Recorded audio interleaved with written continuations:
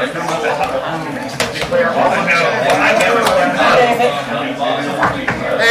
everybody back there. Andrew, Melissa, hello.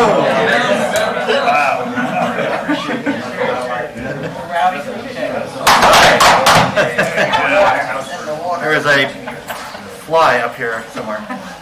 Welcome everybody. Everybody here. We're going to go ahead and call to order and get this meeting going. We have several important items on our agenda today that require some good discussion.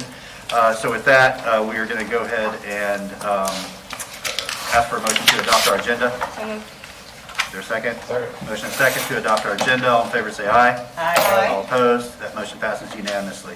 All right, our first item is approval of minutes from the July 14th GPC meeting. Are there any additions, corrections, or is there a motion to adopt the approve the minutes? So moved. Second. Motion and second. All in favor say aye. Aye. All opposed? Motion passes unanimously.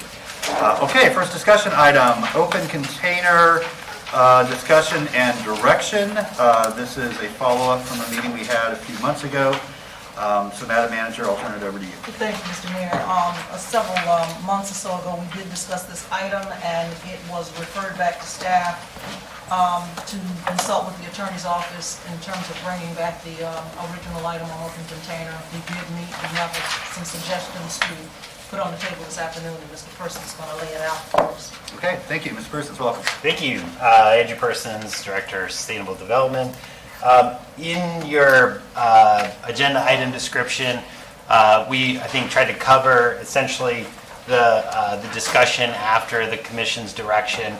If you recall, the direction was for the Attorney's Office to draft an ordinance to repeal of open container, essentially to go back to pre-COVID, pre-open container days.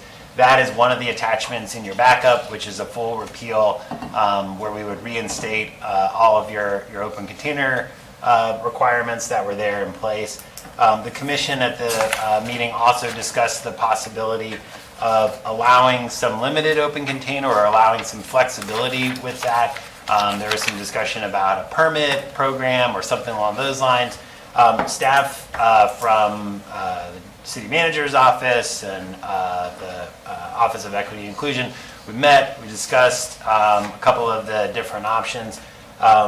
We are not recommending setting either a geographic area because there was significant concerns about equity issues, as well as I think some logistics and practical concerns, both with enforcement in terms of somebody steps off of a curb and then suddenly they're out of the area and then subject to open container citation, as well as any issues with actually signing that area. So we're not recommending going with any sort of sub areas or any geographic areas. We did look into the prospect of a permitting program or some sort of permit option. Ultimately, that path is very, very unclear in terms of finding a regulatory path with the city's requirements as well as the state and ABT's requirements. And so we're not recommending any sort of permitting approach. We do have a second option for the Commission to consider, which is scaling back the hours of open container from what they are currently set at 2:30 in the morning back to 11:30 p.m. This would address the concerns about parties getting sort of out of hand after midnight. We chose the 11:30 closing time because that also coincides with when the citywide park closures are. So if there's somebody who is out maybe at Depot Park or whatever having a drink, then the park closes, open container ends. So we thought that was a good hour to pin it to. And so those are essentially it. We have two options, either going back to pre-COVID open container reinstatement, or if Open Container Commission wants to keep provision of open container open, then scaling back the hours to 11:30 is the fairest, simplest, and most equitable approach, I think, as a second option. Okay, thank you, Mr. Persons. Thank you, Madam Manager. Discussion from the Commission. Commissioner Santos. Thank you, Mayor. What originally brought this forward was many of the crowd issues that we've been having, or we were having. And I've been checking in with the city manager on a continuing basis, and the crowd issues seem to have gotten better. It's because of the heat. Well, it's for it. I mean, that's part of it. We also have the new state ordinance on noise, which was really one of the major things that was causing issues, was that very loud noise was going into adjoining areas. That we've started, I guess not even giving, not enforcing it, but giving, Citations. not citations, we're giving the Warnings. we're giving warnings right now, with citations starting to happen, I think, August 1st. I think we should look at these other tools that we have to be able to address the issues. The garage issues have been solved. That was one of the major things. We've dealt with that. So I think a lot of the major issues have been addressed. I think also looking at this ordinance, the portion about kind of the downtown events and having fencing around it, I don't think for the Spring Arts Festival, I don't think you'd be able to have like a glass of wine or a beer, because you'd have to build these fences and things like that too. So it's not just 11:30 this thing adds. It adds a bunch of other restrictions of putting fences up and all these other things that I think should not be a part of the ordinance if the commission does want to move forward with changing the time. As far as 11:30, I think if the commission wanted to change the time, I think 2 a.m. would make more sense. That's when bars can't sell. That's when everyone else can't sell. Everyone knows in our city that 2 a.m. is when alcohol stops being able to sell. I think if you asked our city residents what time the parks close, I think probably only 1% or 2% would know that, even less, probably that parks close at 11:30. So I think that would be a more reasonable time. Thank you, Mayor. Okay, thanks. Good. Thank you, Mr. Mayor. And thank you, Andrew, and everyone else who worked on it, including legal. So I don't dislike the time. I think it's the simplest and most objective way to kind of figure out an alternative. I don't mind 11 and coinciding with parks closing. I would argue maybe 11, because last call is usually a little before the bar closes. It should be a little before the park closes. I don't want anyone chugging something and saying, I'm going to go drive home. But I think 11:30 is, maybe it's just me, but what are you doing out past that hour anyway? Sleeping on the couch if it's me. Yeah, like, go home, it's 11:30. But I think 11:30 is fair enough to give that economic benefit to the businesses who were kind of deriving some benefit from it. Most of them were enjoying kind of that outside dining opportunity, or even going to parks and being able to sell nearby. So I do appreciate that as an alternative. I think I prefer 11, but I'll take 11:30 if that's the will of the commission. I will agree with Commissioner Hayes Santos about the spacing, though, because I know I had asked about a restricted area to only this. But I think if it's requiring for every event to kind of put it up, that does bring extra cost to the event itself. So something like the Arts Festival, something like the monthly markets that the How Bazaar puts on, those kinds of events would always require, even if it's not fencing, some kind of barricade, which is just another step that usually things that benefit small businesses have to go through. So I'm not a huge fan of that option, but I do think scaling back the time is the bare minimum. The garage has gotten quieter. That's because the party moved a couple blocks down. And so I think about a month after we had changed the hours of the garage, I was driving around just to see on my own. And yeah, the downtown was dead quiet at 11 o'clock. And I drove a little further and I got stuck in a party and I couldn't get out. And I'm talking about cars 10 feet from someone's door. So even if I turn down the radio because of the noise ordinance, I'm still going to be here drinking on someone's lawn and just being loud with my buddies on someone's lawn, parking on the sidewalk. And I think just anything we can do to discourage that gathering at an hour that is just very inappropriate for people who live in these neighborhoods, I think that's the least we can do here. I don't think anyone's trying to set up a potluck or a neighborhood picnic at midnight. The vast majority of folks who want to enjoy this can enjoy it up until 11:30, but after that, we have nice licensed bars where you can get ID'd and checked out and have a drink and then go home for another couple hours if you want to stay out longer. But beyond that, I think this is a good step forward for our neighbors' peace of mind and sleep, and for GPD to be able to, have, how to put this, scale this back with some tool to kind of shut down parties that are getting out of hand, or folks that are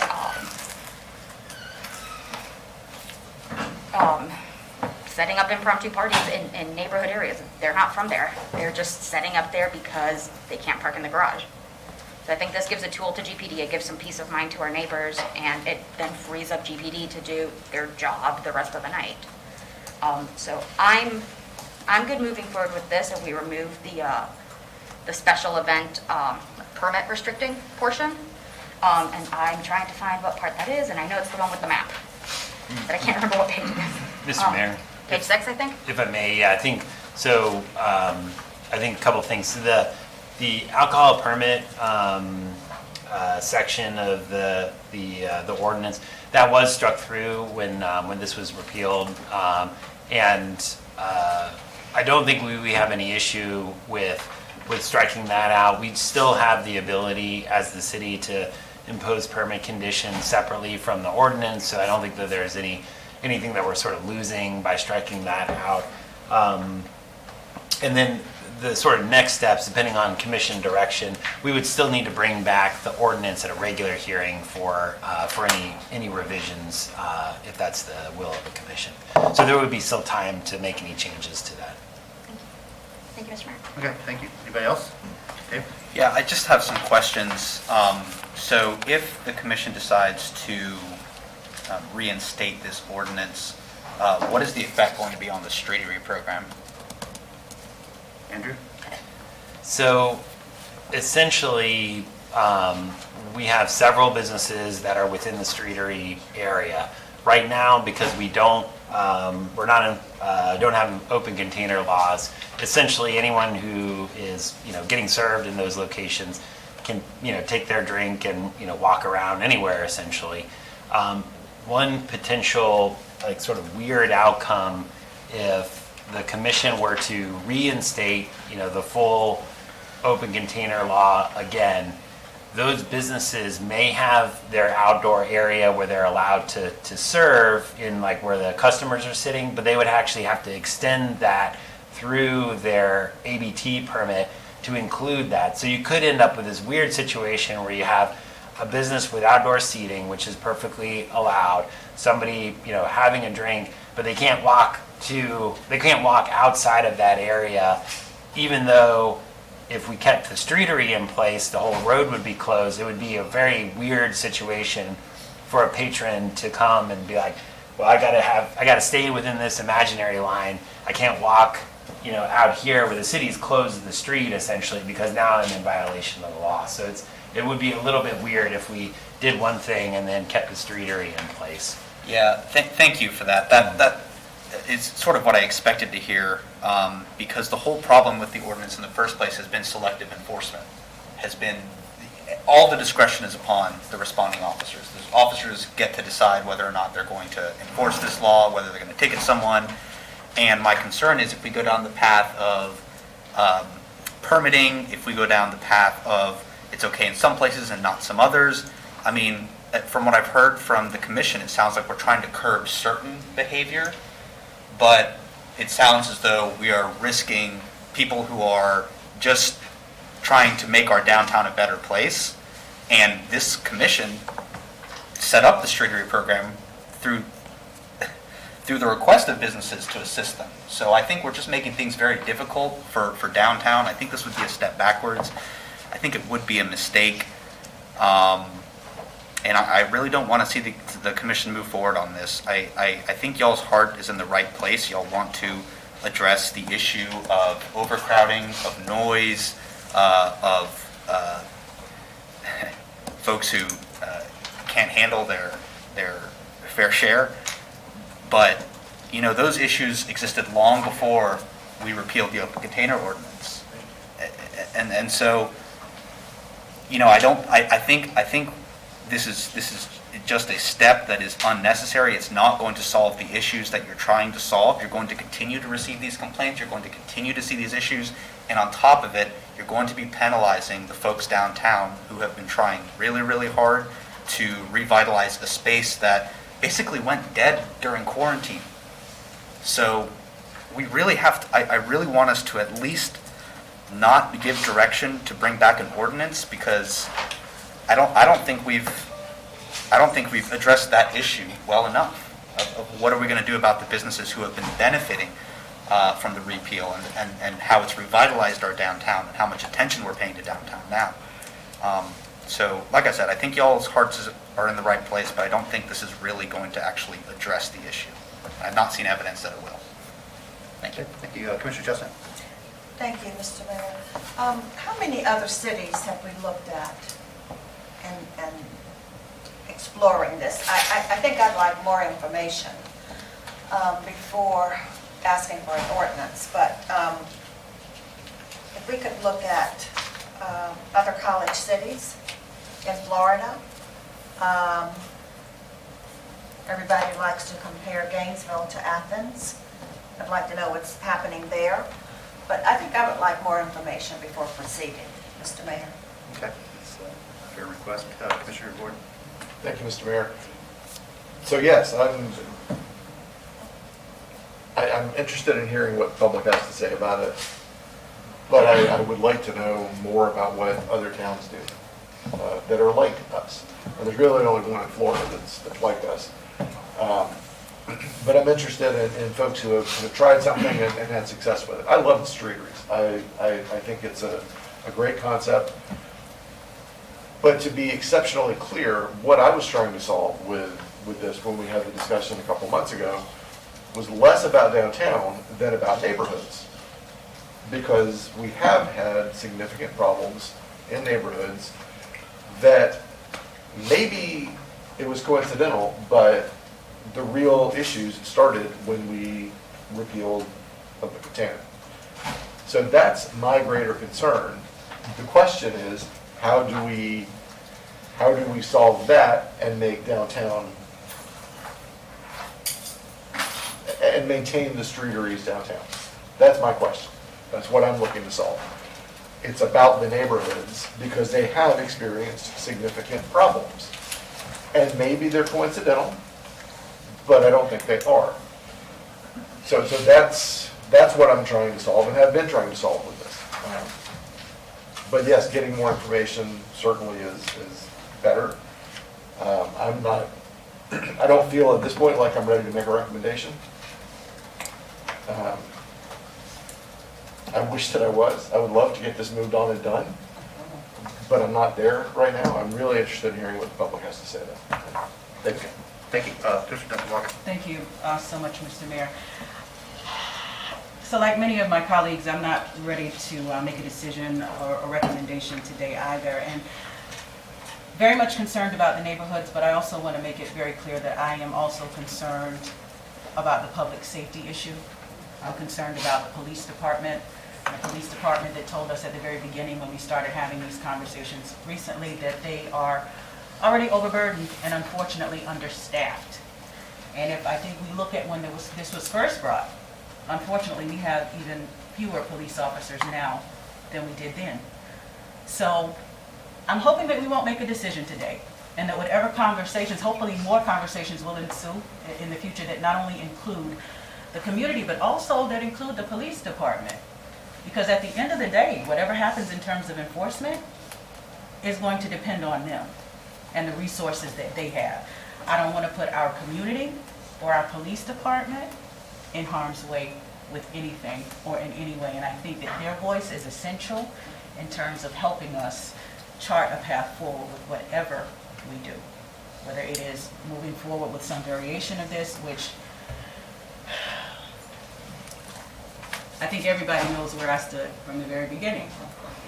But at the end of the day, I think more voices have got to be considered and have got to be around the table for us to be able to make the kind of decision that is going to be most beneficial to everybody that's going to be impacted by this. So, consider the police department, I don't want to make a decision on anything today. Okay, thank you, Victor. Mr. Saka. Thank you, Mr. Mayor. Thank you, everyone, for your comments.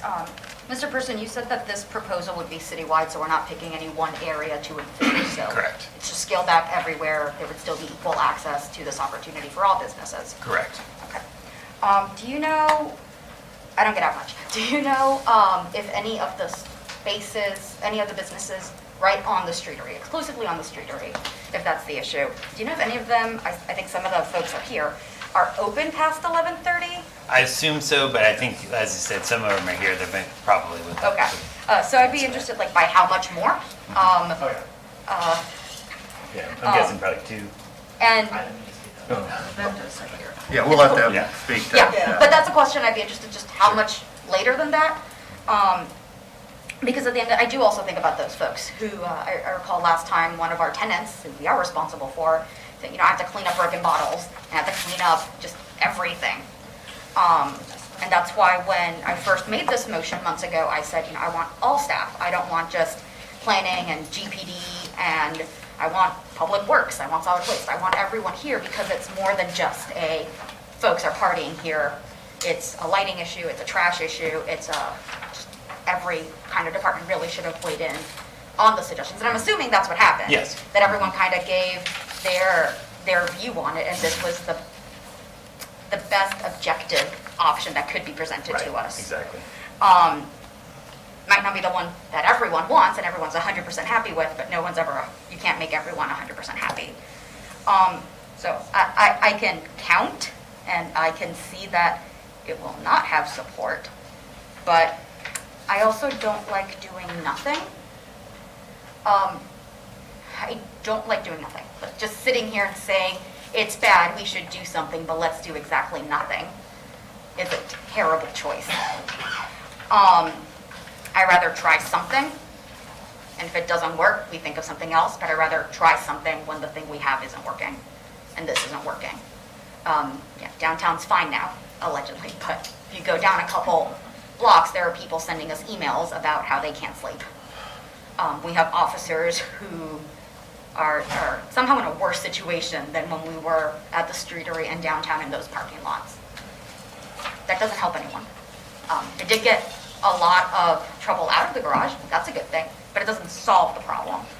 I don't think this would solve the problem, but I think it makes it less bad. I think it discourages a lot of the later party. I think it discourages noise and broken bottles and parties outside of a random family's home at 2 in the morning. I think it gives GPD an earlier time when they can start telling people, you need to empty that bottle, you need to throw it away, or you're going to get a ticket. It gives them a better tool for that. So I think this is better than nothing. I think it's better than what we have now. I love the concept of folks being able to go out and enjoy it, but I don't think we can keep it how it is right now. I do want to still hear from folks, but I think right now, given the problems we've been facing, scaling it back in time is the least we can do to kind of help GPD and our neighbors without harming our businesses too much, if at all. I want to say, a lot of places will be closed by 11:30 on a Tuesday. I don't know who's open past 11:30 serving alcohol on a Tuesday. But I don't go out, so I don't know. But I am interested in hearing from folks, but I would have been comfortable, but I don't think I'd have a second here, so once you give your comments, Mr. Mayor, if you're okay listening to the public before any motions are made. Thank you, Mr. Mayor. Commissioner Chesney? Thank you. I'd like to hear more from Commissioner Ariola on the streeteries, your thoughts there, and then I have a question. Just sort of in general. I can wax poetic about it all day. Well, I don't want you to wax politically all day. I mean, I think they've been a great success. I think that I talked to a business owner who said that 80% of his business is now outside because of the streetery program. And so I just don't want to put them in a weird place where they feel as though they're potentially asking customers to break the law just because of a rule change. So in the long run, I'd like to see the streeteries become permanent downtown. I'd like us to have more streeteries throughout all downtown.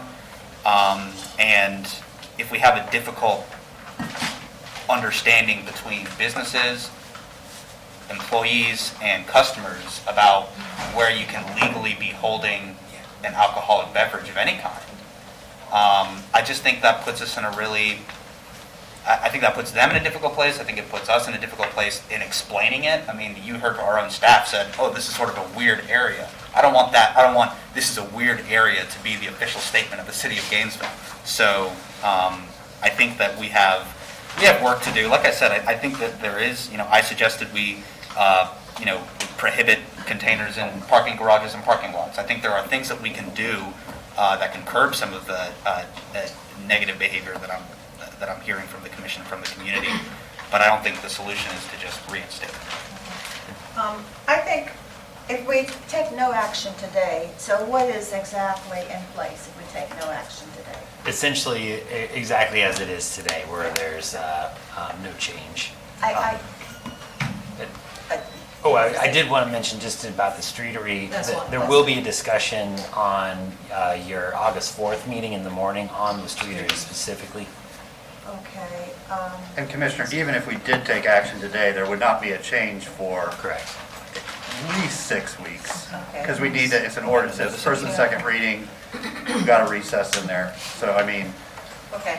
Well. nothing would change today. Nothing would change today. Yes. I like Commissioner Duncan Walker's recommendation, and that is to bring the police and our staff and bring the vendors together.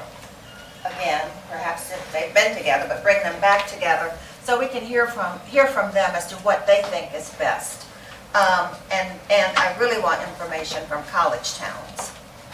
Really like to see that, and I'll make a motion to that. I'd like to make a motion on that, and getting that information.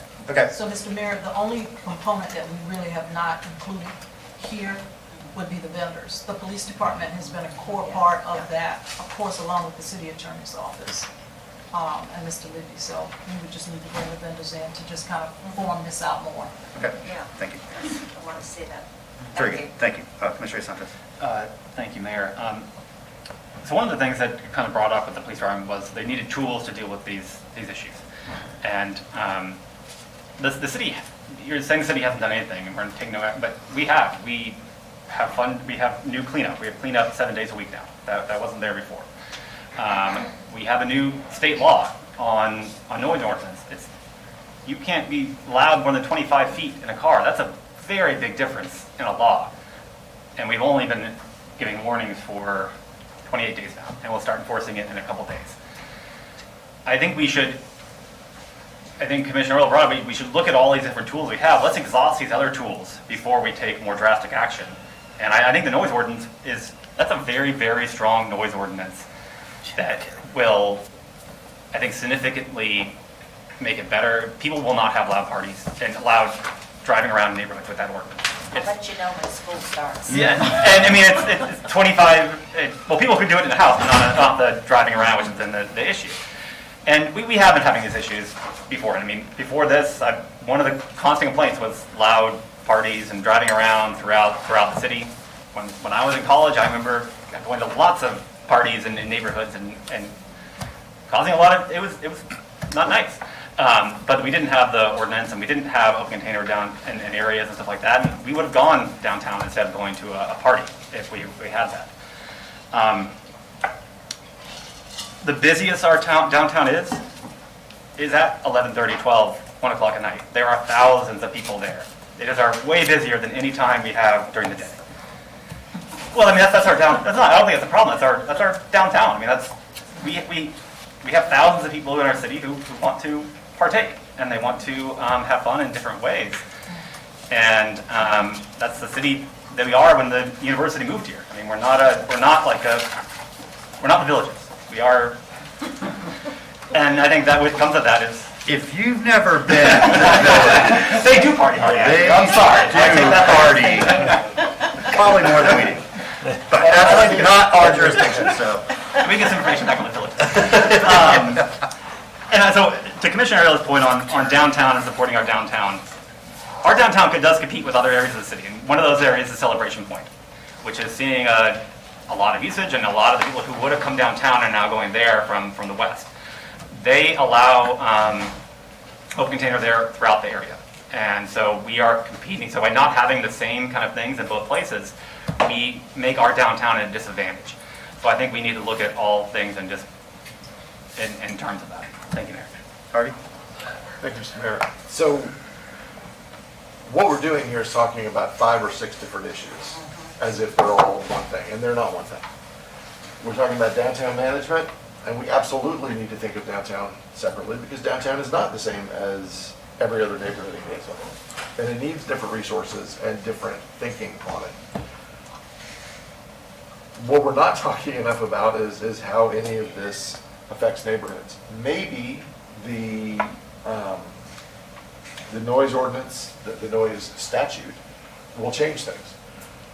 I'm not sure that the level of strictness of that statute continues to stand up, but we'll see. We'll see where that goes over time. We know that what happens downtown in Gainesville in July is entirely different from what happens in Gainesville starting in September, late August. So we're going to see some different behaviors soon enough. I am, again, I think I said before today, I enjoy the streetery. One of the streeteries has been, I think, very successful. One has been successful for one business and has gotten complaints from neighbors. So they're not all created equal. Each one needs to be thought about a little differently.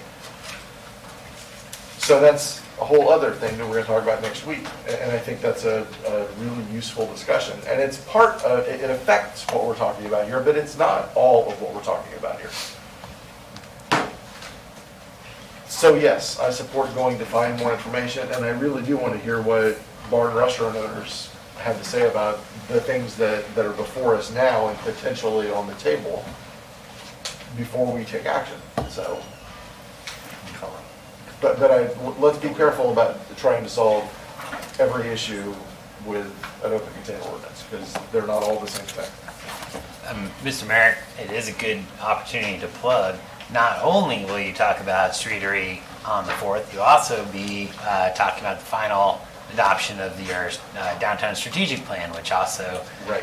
to Commissioner Ward's point, also ties a lot of these things in together as well. Yeah, I think next week is probably the right time to have the discussion, because we're talking about, and we'll have information in front of us on so many more things, rather than moving this forward today and then next week saying, oh yeah, I wish we had taken action on that last week when we're talking about everything today. Just something to consider. I also, while we are talking briefly about streeteries, we need to make some decisions on what we're going to do with that, because we got to about 80% and said this is good enough and left it there for 2.5 years. If we're going to commit to streeteries, let's commit to streeteries and not these big traffic barriers that look like a war zone unnecessarily. I mean, we need to make some real decisions about what we want it to be moving forward. So, thank you, Mr. Chair. Thank you. Y'all, don't worry about the comic. I'll get you. So you don't have to turn them in if you don't want to. We got a few enough people here.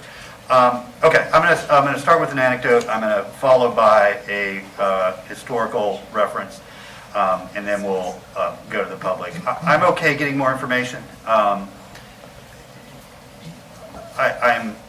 thankful that my colleagues are all being considerate and thoughtful about this, and looking for a path forward.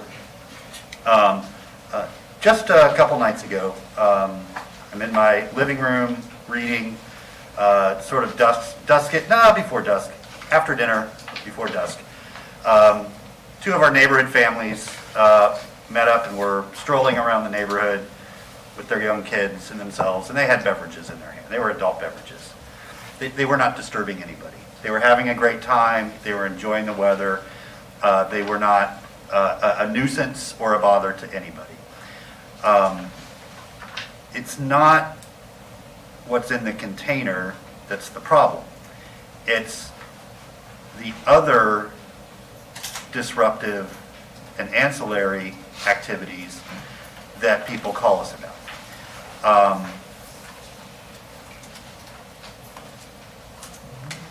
Going back to some of the issues that Commissioner Sacco cited, like people parking on sidewalks. We shouldn't allow that anywhere ever. It drives me nuts. Chief, you've had an exciting first week. Congratulations, by the way. Between your wonderful ceremony on Monday and then the Police Review Council and now this, you're starting off with full gusto, and we appreciate that.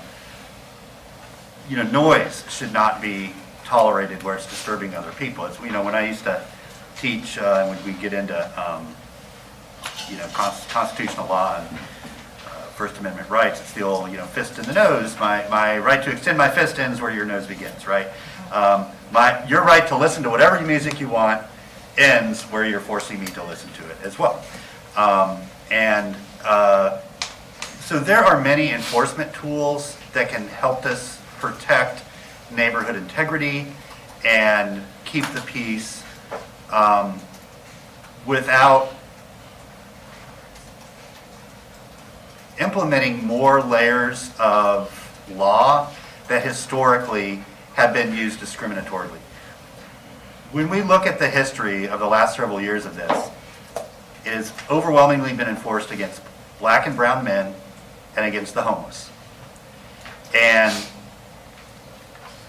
if at any point the commission were to re-implement this, I would want the city manager's office and the Office of Equity and Inclusion to look at the monthly reports, and if there is any overrepresentation of our neighbors who are either houseless or are black and brown, that be brought immediately to the attention of both the chief and the commission. Because there has been a historical inequity in enforcement of these rules. It is on paper. And that was my problem with it in the first place. This came about because we did want to offer some latitude to our local businesses who were just struggling to stay afloat during COVID. But what we found in doing that research is a very unjust way of enforcing it historically.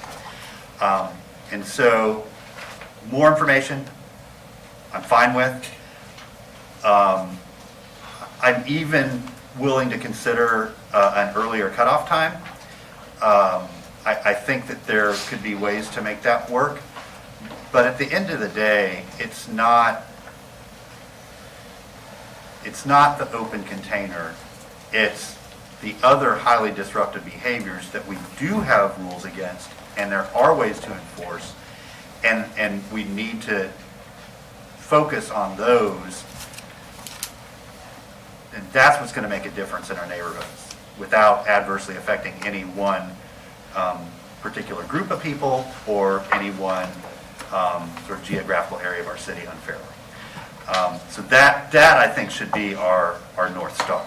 How do we keep our neighborhoods peaceful and safe without, inequitably impacting groups that historically have seen that injustice. So with that, do you want to wait for a motion until after we hear from folks? Is that okay? Okay, so let's do that. Okay, so we'll take folks who have thoughts on this. Don't worry about it if you didn't sign a card. I think we have a small enough number of people here that we can handle it. And you might see the clock on the wall here. That just lets you know when you have 1 minute left, and then when time runs out, a red light will come on. Go ahead, please introduce yourself, and love to hear you. Thank you, Mr. Mayor. Robert Mounts. First, thank you for your great speech for honoring Scott the other night. And thank you, Commissioner Sacco, for raising this issue and for taking the time to go downtown yourself late at night and see what takes place. That was very encouraging to a lot of folks. I think it's a step in the right direction to cut it back to some hour before midnight, although midnight actually could be easier for folks to remember. But it doesn't solve the whole problem. As you probably know, I've got 43 years experience either in the military, in JAG, in OSI, or as an international relations advisor to forces in Korea, dealing with young people between the age of 18 and 25, where the big problem is, particularly as a late night when it gets later at night, and particularly after midnight. And so the real problem to me is dealing with that age group. It's not dealing with your neighbors, Mayor Poe, who are obviously over 30. It's not dealing even with Commissioner Hayes Santos' neighbors, who are in 30-something neighborhood. It's the people under 25. Insurance companies know that. That's why their rates are higher. So to me, one possible solution is to frankly say anybody under 25 is subject to the open container ordinance. That's one way to do it. I also don't think it should threaten the streeteries. I think when you have a defined space like that the innkeepers and the bar owners kind of manage and control, they still have the responsibility and liability in the event there's a problem. And when you have a streetery, it's kind of a defined area, I don't see a problem with that. Shouldn't threaten that. But I've also been authorized by Abe Goldman, who is the current president of the University Park Neighborhood Association, to tell you this. We continue to be affected by larger, louder, and more dangerous alcohol-fueled parties, which include underage and excessive drinking by young people, which hazards both to the partygoers and neighborhood residents. In the absence of any geographic limits to the permissive open container policy, the options available to police to try to manage the scale and impacts of these events is unduly restricted. A slightly shorter time frame might be helpful for downtown areas, but only minimally mitigates the potential duration, but not the scale, number, and frequency of the increasingly disruptive events we've recently experienced and expect to proliferate this fall and beyond in University Park. So I appreciate Commissioner Ward now expressing concern for the neighborhoods. You've been out on the campaign trail, you've heard the people. I regret the original decision back in August a year ago to limit it to just between 2:30 and 7 o'clock. Thank you, Mr. President.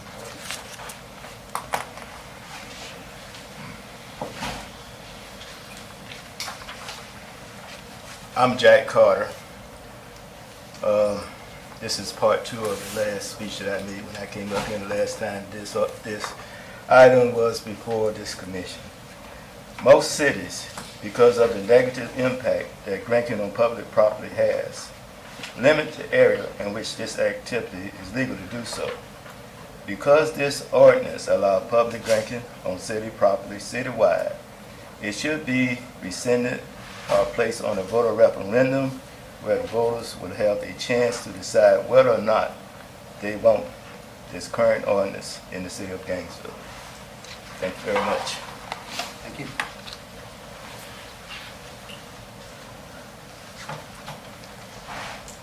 Hi, Tana Silva. I was actually going to speak on this, but I'm here. And I want to because in the beginning, my big concern was the pressure that already is on young people growing up in this city to party, and party means more and more, drinking and whatever else activities. And, rescinding the open container ordinance, I think one of the commissioners, maybe Commissioner Ariola said, word was out all over the place, come to Gainesville and party. And that decision to rescind the open container makes that even worse. As far as selective enforcement, I can tell you many, many stories of selective enforcement against black people in this city, right in front of my house, including. And one of them, many years ago, off of Fifth Avenue, a man was telling me that he was sitting on his porch drinking a beer, and a cop came up and told him to get back in his house if he was going to drink a beer on his own front porch. And at the same time, right down the street, a block away, was a party, a keg party of, probably lots of underage people who were not black. And, you want stories about that, I think Robert Mounts is completely correct. Mayor Poe, you and your neighbors are not in any danger of selective enforcement of somebody walking down the street with a beard. Well, okay, have it your way, as you usually do. But anyway, the pressure on the youth in this town is bad enough already, and we're seeing a lot of repercussions of that with the disturbances of the past couple of years. The effect on the streeteries should not be a concern. I mean, before the ordinance was rescinded, there was outdoor drinking in front of the businesses, the very few businesses who have, sidewalk presence. And I think this has something to do with UF's downtown plan, frankly. I don't see Celebration Point as any threat or competition to downtown plan. Thank you.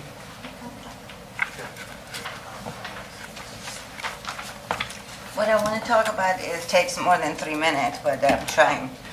My name is Zara Biaznejad. I see you guys talking about alcohol. What's problem your town has is not just alcohol. Young people just don't take alcohol. They have lots of other stuff. So you got to stop drugs, drug dealing, killing.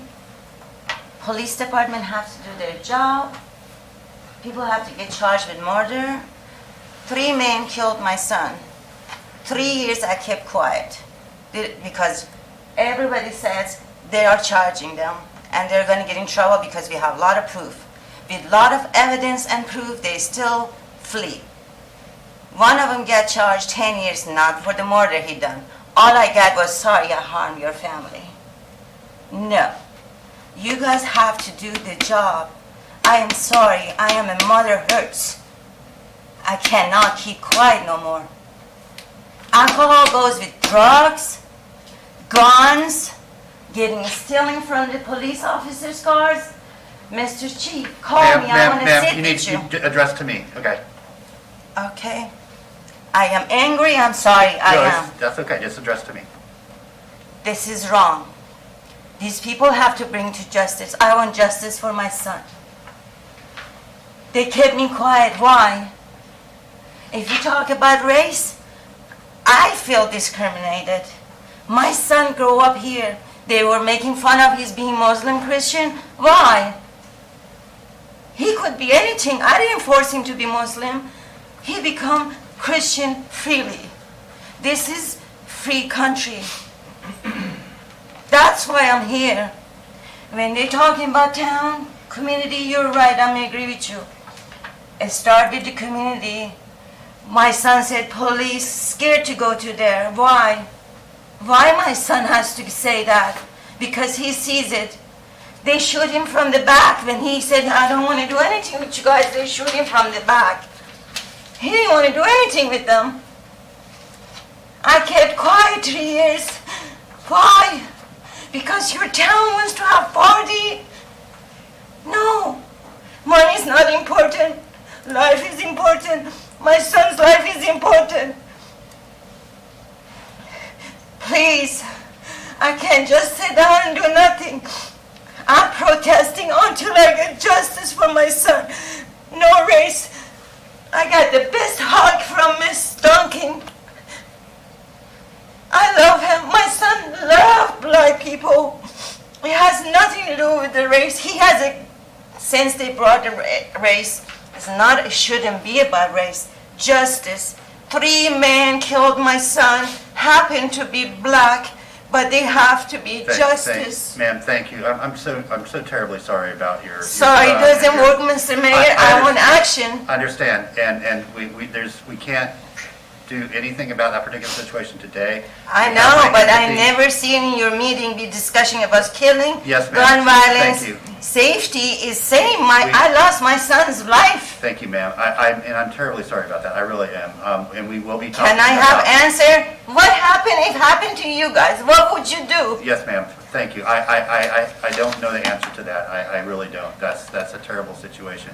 But let someone handle it who knows the answer. Federal told me to come here and tell you guys, watch the law, make the law, because you guys make the law. Thank you. Thank you so much. Federal department told me to come address it to you guys. Thank you. Okay, and we will. Thank you so much. Appreciate that. Thank you for being here and telling us about that tragic story. Would anybody else like to speak on this particular issue?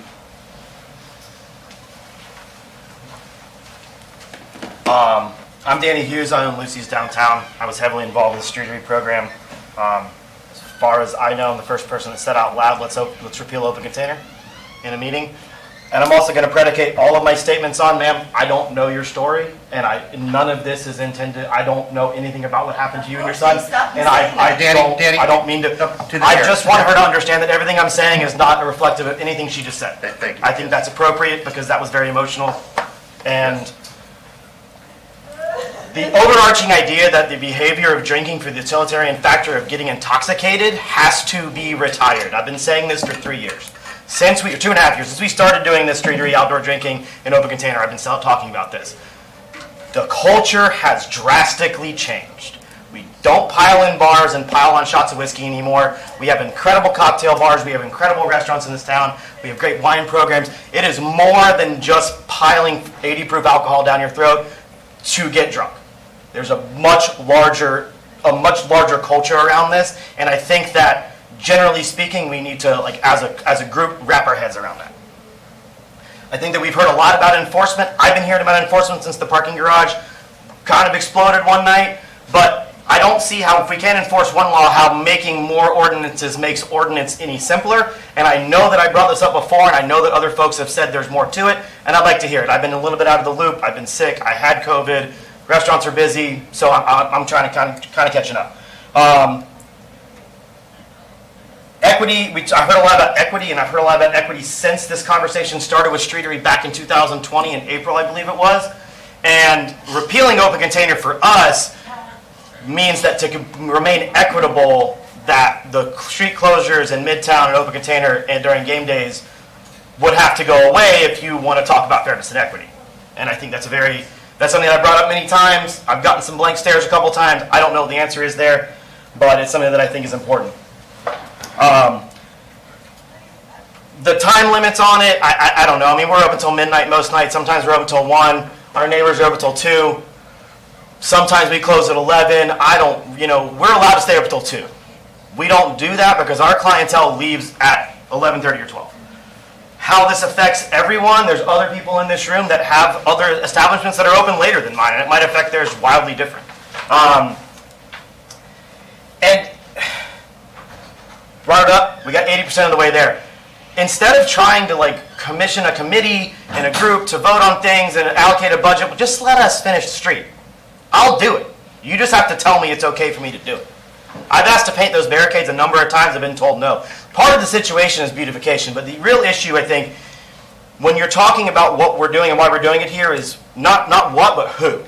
And I think that's been brought up a few times. I'm going to try not to go too far, but it's about who. Yeah, and alcohol's not a problem because I don't have a problem with alcohol. My business doesn't have a problem outside. About it, yeah. So, thank you. I mean, you've been very actively engaged in this from the beginning, so thank you. How you doing? My name's Eric Zika. I've been a downtown business owner, Midtown, I've been involved in everything for the last 20 years or so. I was heavily involved in the street program, like Mr. Hughes and everyone else actually created the logo, everything along those lines. So we came up with this, and I just have a point about the whole police. If it's so understaffed right now, and it actually does get eradicated and go away, how do they think they're going to actually police people walking around and not knowing that? So that's one point. It's going to become extremely difficult to police that. Number two, I kind of have a proposal that might work. We're solving everyone's problems. Of course, it's not going to be everyone, but of the majority that I think would work well. Cities all over the country, they have designated entertainment districts, especially ones that have adopted open container. So downtown, midtown, wherever retail, you can designate those areas. It would be really easy to do so. And then we are very used to all the bars doing, excuse me, we do last call at 1:45, 1:30. We're used to making everyone have to throw their drinks away and get them out. So we could do, for all those entertainment districts, 1:30, 1:45, whatever you want to do, that's no problem. Then for neighborhoods, to Mr. Post's point, I live in Hale Plantation. I go on a walk with my son and daughter and my wife. We enjoy having a beer, whatever it may be. Make that 11:30 everywhere else. It'd be extremely easy, it'd be fair for everyone, and I don't know. I just think that is that could potentially help. Obviously, it's a whole different proposal, but it's something to think about.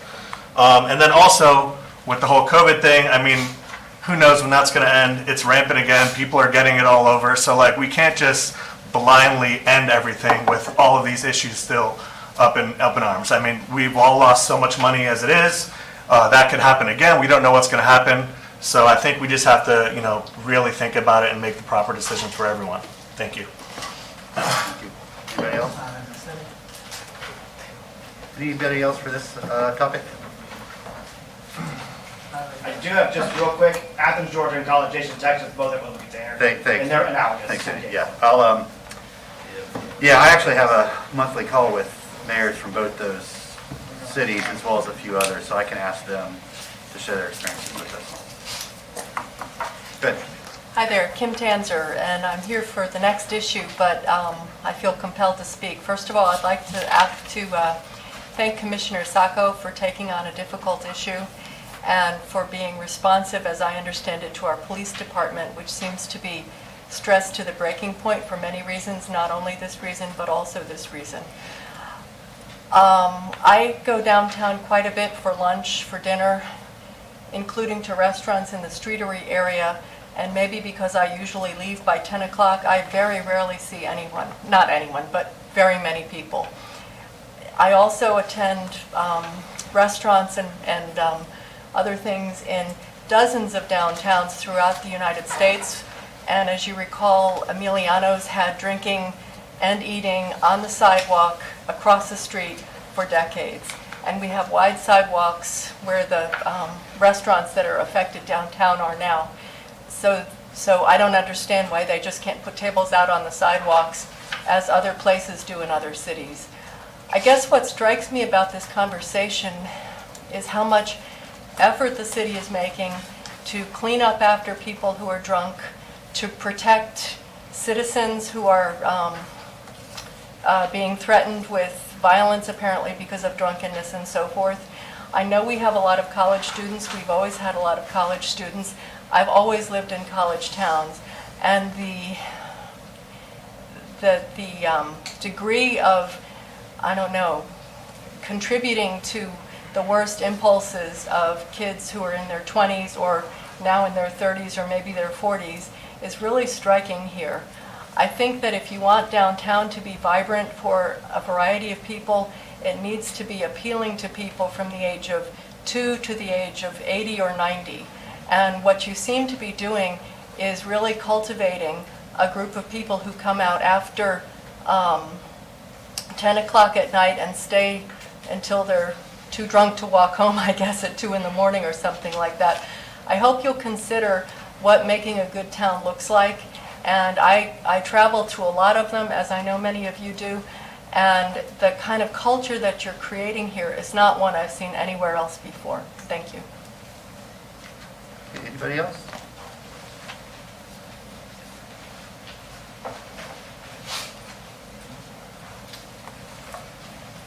Mr. Mayor, Commissioners, Gary Gordon. I think there's a lot of good thinking going on here, and I think part of the good thinking is to not specifically take an action immediately, but to get some more information, as Commissioner Chestnut suggested, and others seem to be moving in that direction. There is an urgency because there is a problem.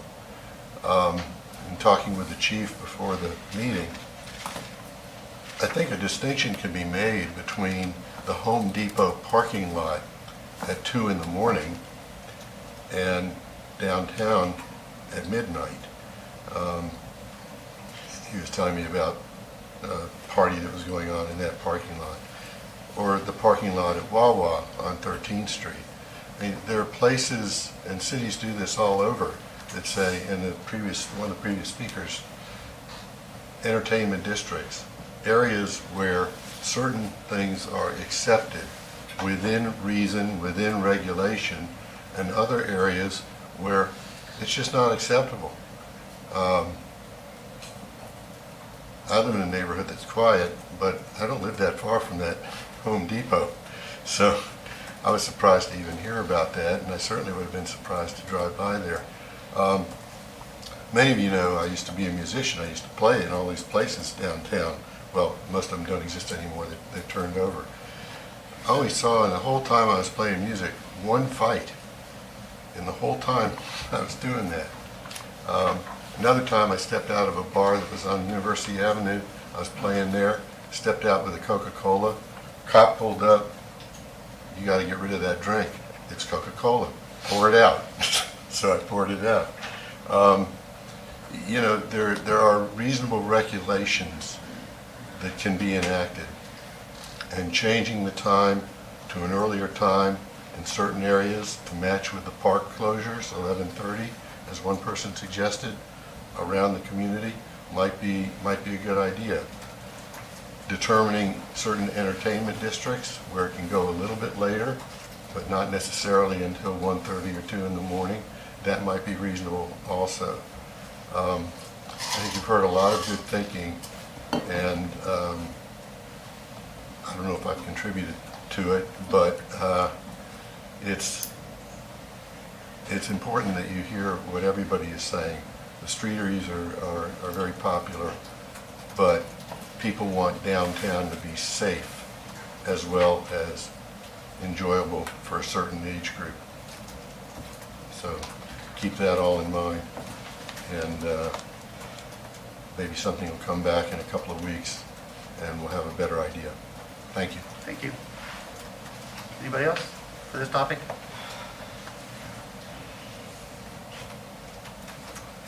Okay, we'll come back to the commission. Commissioner Chestnut, I know you were interested in a motion, but first there are a couple other comments or questions. Commissioner Santos? Yeah, thank you, Mayor. Just to one of the speakers brought up COVID. I mean, and I think that's why this has kind of been enacted in the first place. 85%, or actually, I think it's actually 90% of the people around this table are wearing a mask.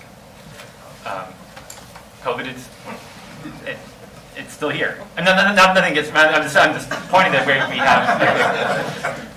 I'm not fine. We're not as all. Now we're not. We're not as all handsome. You prove my point even more. 100% of this table is wearing. By reducing the hours and lowering it, we will then drive people in. They're still going to go out. They're just going to go inside of tight, enclosed places that a lot of bars have poor ventilation as well. So I think that's one thing for us to consider, and this is moving people into, they'll still be there, they'll just go into spaces, and that will then help drive transmission. Thank you, Mayor. Mr. Saka? Thank you, Mr. Mayor. Madam Manager, may I borrow Mr. Persons for a couple questions? Yes. Mr. Persons?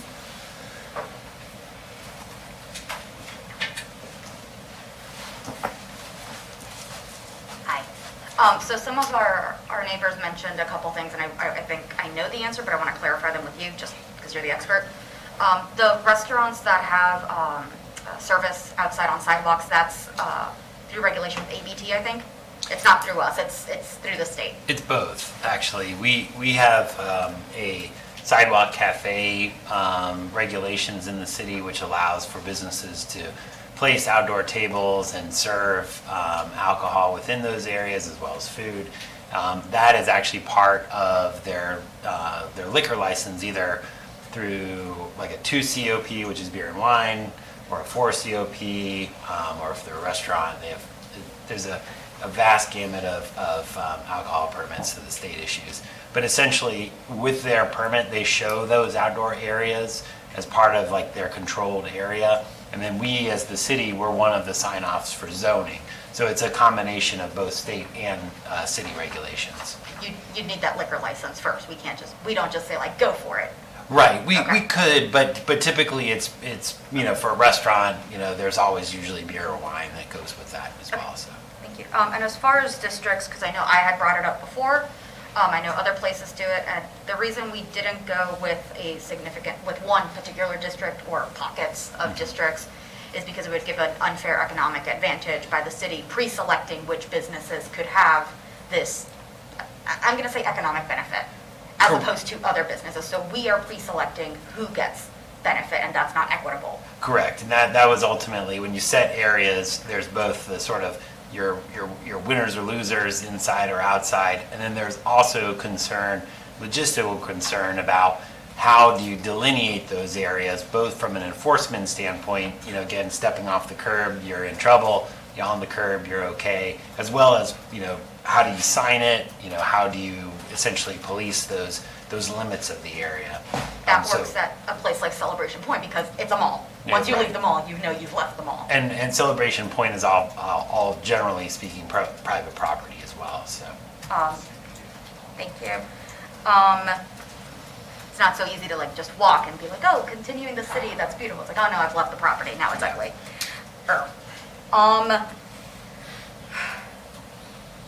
Can you tell me just a little bit more about, so I hear my colleagues that want more information. I'm never against more information, I like learning.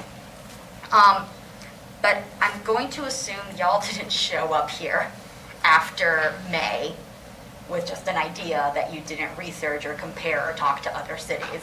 So can you give us some more of that? Because we have the ordinance, we have kind of the, but can you give us the bulk of the body of the actual work you did and the info you already have and did go get before today? We're happy to provide that. I was looking back because I believe like the former city manager had his office do some research in terms of other jurisdictions. There are not a whole ton of jurisdictions in Florida that have it. A few do allow for open container.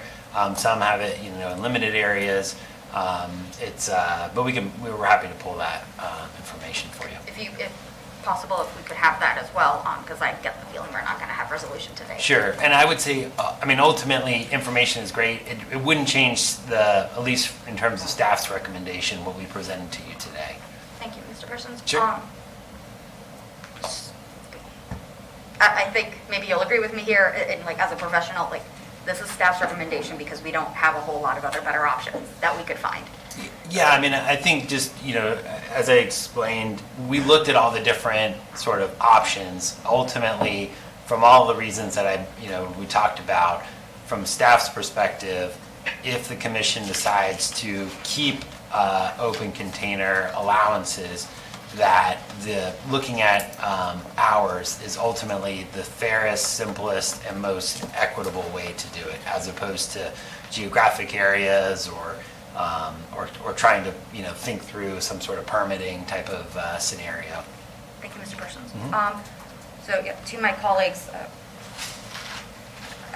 Mr. Persons, right, this is the one that's easier on staff. It's the one that's least complex for businesses. You don't have to file for anything. You don't have to be approved or renew anything. It just is. But it also cuts some slack for GPD and our neighbors. I know alcohol is not the problem. Most things are not the problem in and of themselves. It's how people use them. But a fun thing we learned in law school is there's usually a rule because someone did something. And we may all be annoyed at the rule existing, but it's because someone caused a scenario that now we can't have it like that anymore.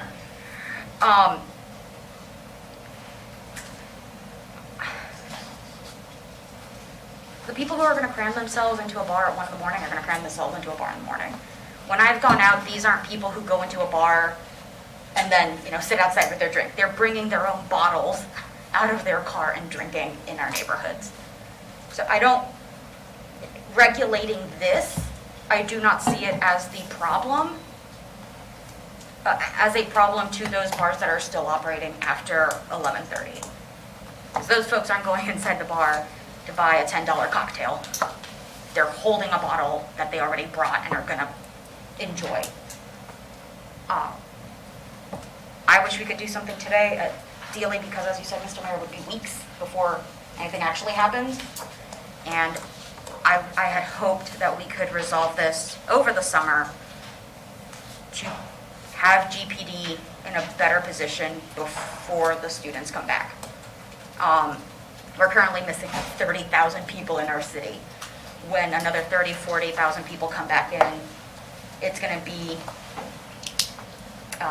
weather cools down, we get thousands more people in, we get football games, this is going to be worse. Whatever slight lull we got in the summer is not going to be there in 2 months, and GPD can only get new officers so fast. because we want them to be well-trained, not just giving a badge to anyone who walks in. I think this is a small step that can help. And if we want to keep talking about other enforcement and see how all the other tools complement each other and work, I'm not against that. But I want to be able to do something, and I think this is a small, minuscule step that can do a lot of good when put with all the other tools. But I don't think I have a second for a motion, so thank you, Mr. Mayor. Commissioner Chestnut? Thank you, Mr. Mayor. Move to refer to staff to continue working on the open container ordinance by researching other college, university towns and their policies, and 2, convene meetings with vendors, police, and staff to determine a path forward. Second. Okay, motion and a second. Commissioner Santos? Thank you, Mayor. I was wondering if we could also look at European college towns as well. I mean, just looking at college towns in general, we don't have to look at the United States. We can look at Canada, other places like that have similar things. I think it's getting ideas of what it's like. Mr. Mayor, can we just have the flexibility of staff? Yes. Yes, and doing the best we can to bring back what we can. Yes, ma'am. Thank you. We would love for you to have the ability to do your job. Specific coordinates on the Indian subcontinent. Too much time. Only college towns who are winning so many national championships. Oh, yes. So Okay, well- us this fall is what you need to say. Thank you for the discussion. This is tough.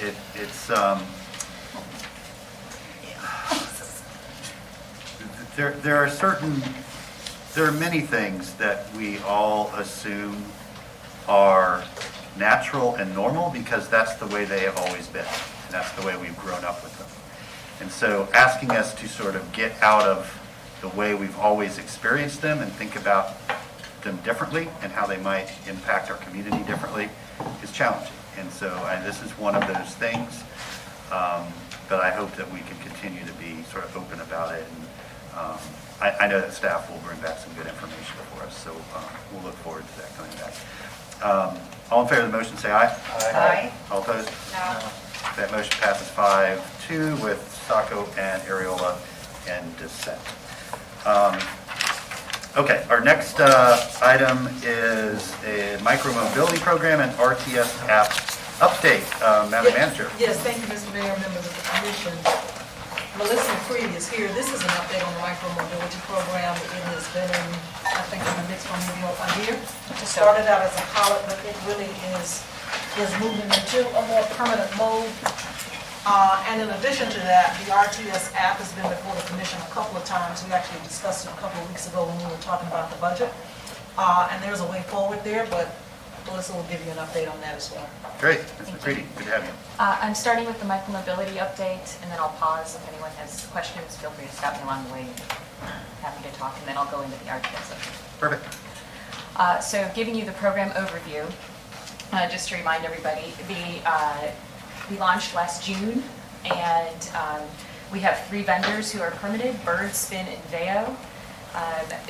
Each fleet is of around 200 units, and the cost to use is $1 to unlock, 39 cents a minute plus tax. We actually have a vendor that charges 42 cents a minute, but they're in the same ballpark. The average use we've seen over the year is 1 trip per unit per day, and the medium trip distance is 1 mile, 7 minutes. And the revenue collected so far from the program user fees is around $43,000. That's been funding the part-time program coordinator position for this program to compile and manage the vendors, compile the data. And then so far $6,000 has gone towards the Vision Zero 5-year plan. We hope to keep building that. Part of our partnership is with UF, or part of this program is in partnership with UF. There is a separate agreement that the vendors all have to sign to operate on campus before they can get our permit. And so the university has put in special parking places, and they've also done slow zones as well as dismount zones, and they also have special provisions for game day of where people are supposed to be using the devices to get around. And just a few months ago, we had one of the vendors, Veo, has launched some seated scooters. We're seeing longer trips for those, about 2 miles in 9 minutes. And Vail claims that these e-bikes are more accessible to women, the elderly, and riders with mobility limitations. We're also seeing double the usage in our equity zone. So Zone A is where we see a lot of the deployment of these devices. So the vendor has been responsive, accommodating that demand. To remind everybody where the equity zone is, here it is on the map.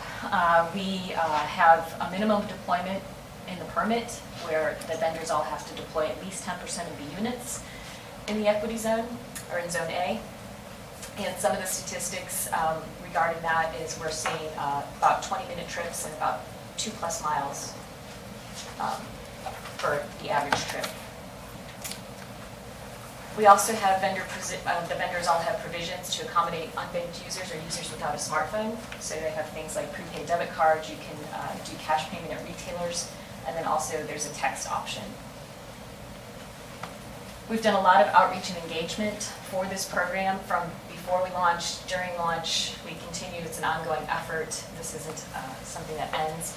We're out in the community constantly. The vendors are out. We're working with GPD, GFR, and UF very closely.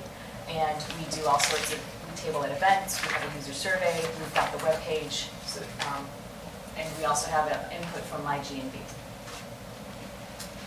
For ridership, there's been a lot of usage over the year, almost 200,000 trips. So we were intrigued to see that the use of the program, the use of the devices was pretty successful from our perspective. Game days, there's a spike in usage for the average amount during the day on a game day, more so than the rest of the days of the year. Some additional ridership information, origin, where the trips are starting, where the trips are going. The dark purple shows where the density is for that. Another version of that map is just added a street layer so you can see what corridors. The darker purple are showing you the corridors that are used the most for starting and ending trips. It's in the urban core with the greatest intensity around UF, which was not unexpected. Fairly uniform use during the week. No any day are they used more, but they are used mostly between 3 p.m. and 8 p.m. with no rides after the 10 p.m. curfew. For a safety perspective, all the vendors have education plans, there's app information, there's the curfew, they have to present an age or ID to verify their age. There's slow ride and no ride zones, and of course there's the regular coordination with everyone to make sure that safety is an ongoing and open conversation, and it's very much the focus of the program. Over the course of the year, there's been 17 known crashes. Most resulted in no injury or a non-severe injury. 7 were reported by the police, 10 were vendor reported. So we were pretty pleased with the fact that that came out to about 9 trips per 100,000 or 900,000 trips. We also focused on parking management. So the university had created zones on campus. We waited till we had some data to inform where we should put the parking, where people were dropping and picking up the devices or the demand was. So we have some in some of our parks. We have some co-located with our transit stops, as well as some on street. We've identified some other locations that we'll be implementing over the coming months as well, so that we're repurposing some parking spaces on street, and then we're also carving out areas wherever we can, where we see the devices getting used the most. And that's the really brief update on that. Thank you, thank you. Any questions from the commission on the e-scooters, the micromobility? Go ahead. Thank you, Mayor.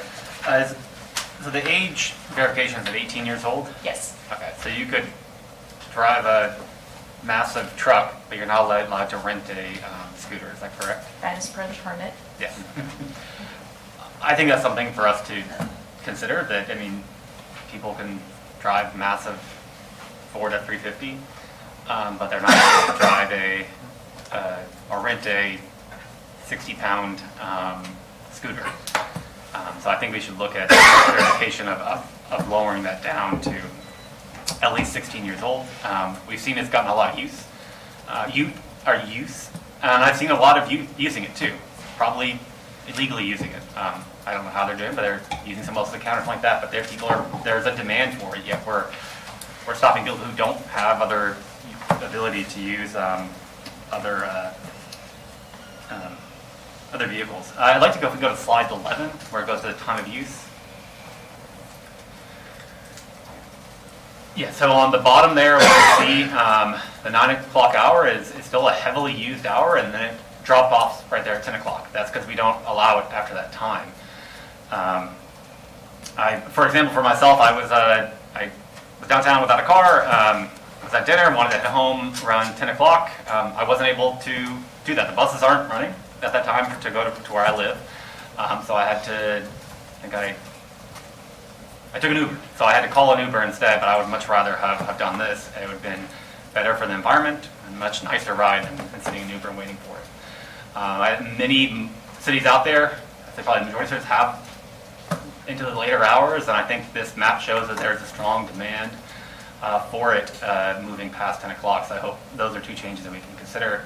This is a pilot, and this is kind of where we're supposed to be, is what changes do we think we should make. That was kind of the beginning of the pilot, was make it small and then kind of look at where should we expand based on usage. So I hope it's a area to expand on. Thank you, Mayor.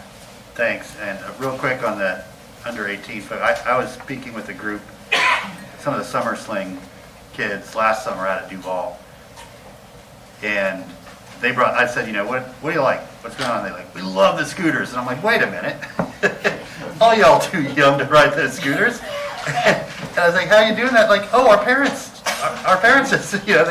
they take their car down and they unlock them for us and they say, go have a blast, which, as a parent of a, rapidly getting older, too old for my liking, young children, for them to be able to go out and scooter up to the pool or, go hit the corner store for, some M&Ms. Parents are going to do that, so I don't know how. I guess sometimes I'm just naive. I'm like, well, you're not allowed to have a credit card. How can you possibly written this thing the card? My parent or my grandparent or my uncle or whatever, older brother or sister, went down and swiped it and did it. So it's. I mean, talk about like how much policing do you want to get into? Right. That kind of crosses, a threshold probably. But go ahead, Artie, and now I'll get you next, Commissioner. Thank you, Mr. Mayor. I just wanted to share a quick anecdote. I was about how this meets a need and fits into a gap for our community. I was at an auto store recently getting some work done on my car, and someone came in to drop their car off, had a little conversation with the person at the counter, gave them the keys, and walked back out the door. And my thought was, it's hot outside. I hope that person's not going to walk home. Because I didn't see anybody there waiting for them or anything. They just walked out the door. About 3 minutes later, she came by on a scooter. And I thought, that is exactly how this is supposed to work. It's that missing little piece that provides convenience to get you from where you are to where you need to go, as long as it's not a long distance. It's a quick solution to a mobility issue. And the light bulb went on over my head that this is how that's supposed to work. And I see little things like that happening more and more often around town, that this just fits in and fills in the gaps. And I love seeing that. So, Thank you. Commissioner Dunn-Walker. Thank you, Mr. Mayor. To your point, and then I have a question for Ms. McCready. Right on the corner that is just near the Clarence R. Kelly Center, right there at Gardenia on 8th Avenue, there are a number of the e-scooters and the new ones that you can ride. And boy, do the kids have a grand old time. Right, and part of it, I do believe, was because there was, particularly when they were new, this idea that it is a recreational thing. So some people did not grasp or, frankly, just didn't view it as something that was designed to be something for transportation, but they saw it as something that, wow, this is a fun thing. And so if I have access to mom or big brother's card, I can go and have a good time recreationally. So I am kind of curious as to what currently happens. I do want to make sure, kids are having a good time, they're having fun, and we want to make sure everybody is safe and within the rules. What currently happens if that's seen? My understanding was Chief Jones, when the program started, had said that they would not be pulling people over on a scooter. Okay, madam, or is it okay if I ask the current chief if he can speak to what he sees? Sure. Okay. Chief Scott, because it's such a frequent occurrence, I just want to make sure that we're not it would make me come back to what you just said, Commissioner Hayes Santos, because what I don't want to see are people being penalized for something that, you know, is being used in a particular way, particularly if they don't either understand or share the belief that this is supposed to be intended in a certain way. As far as the out pulling folks over that are underage, that's not happening at the high level, no. At a high level? Yeah, I mean, I may occasionally do it, but I don't see the documentation to say that we're doing that. That's Okay. not an item that's high on the enforcement list for them. To your knowledge, Chief, when someone has been stopped, is it just that, hey, you know, the age range is this? Yeah, when there's someone that's obvious, you know, like you have a little 11 or 12-year-old, but in general, we haven't been doing that. Okay. If that's going to be the rule, I would ask that we find ways to make sure that our neighbors know what that is. And then the other question that I have, Ms. McCready, is, are we collecting any user experience data? I'm just curious. Yes, we have a survey. Okay. We haven't had a huge response rate, but we do have a survey that we have out for riders to take. And how does that get distributed? How do people take It's the through survey? the app. Through the app, okay, gotcha. And it just pops up every time, or is it something that's kind of like a? link for the survey and then they could respond. There was only like about 60 responses. But is it every time somebody rides? It's on the app? Yeah, I don't know this point out every time. I can double check. Can you repeat what? I'm sorry, we did? so it repeats, but we're not sure the frequency. Okay, all right. I'm just curious to know what people are saying. We'll double check. Okay, thank you. Thank you, Mr. Mayor. Thank you. Thank you, Mr. I don't see a problem with lowering the age to 16. Kids can drive cars, might as well. This seems safer than a car. Although I do remember when it was first presented, a comment was made about projectiles, that one had been thrown at some point. So it is less dangerous than a car, but I do remember that was a distinct warning one of the vendors had mentioned. I was a member of the audience, and I thought, that's maybe not what you bring up as you're about to get approved. But so far, we haven't had any of that. People have been great. I remember that first week or two was An adjustment. and it was new. We all like new things, and then we get bored. But otherwise, like, so now it's just being used and not cool. Now it's just functional. So I think it's a great tool. I would like to see the adjustment of the time just a little bit longer. To Commissioner Hayes Santos' point, you know, if people are still using it pretty frequently, I know some folks that get off work. I know some young women who get off work later. You know, if you don't have a car, the bus isn't running, you're going to wait for an Uber, so you're paying a lot more for an Uber. You don't know that person very well. You're going to get a car. You're going to be waiting for it, or you could, you know, kind of get yourself home in about 10, 15 minutes relatively quickly. So if we could kind of extend those hours, if possible, to something reasonable, then I think that would be a good enhancement to kind of tweak it.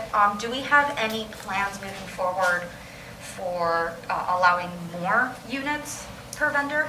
In the permit, there is a criteria that the vendors have to meet before they can expand the fleet. What are those? Off the top of my head, they have to have, I believe it's 3 trips per day per unit in order to add devices, because right now we're not seeing enough demand for them to have more devices, which would just add more devices on the street. So I saw that one. I saw the one per unit per day. And part of my question then is the location of it, because I know we have the data of where they get picked up, where they get left, and then they do get kind of reset in their position. But throughout the day, they're not. Are they? Throughout the day, they're reset back to where they are? So if I take it at like 8 a.m., I drop it somewhere near campus, it's going to get put back where I got it? Not necessarily, no. It's their dock list, so they're just they're distributed across the city based on where the vendors are seeing the use. Okay. Part of me wonders, and it's a math question, right? It's a logistics and math question of if we put them somewhere, are they getting more use because they're there? And are we getting less use because they aren't being put somewhere? So if we put them somewhere else, would there be an explosion of use?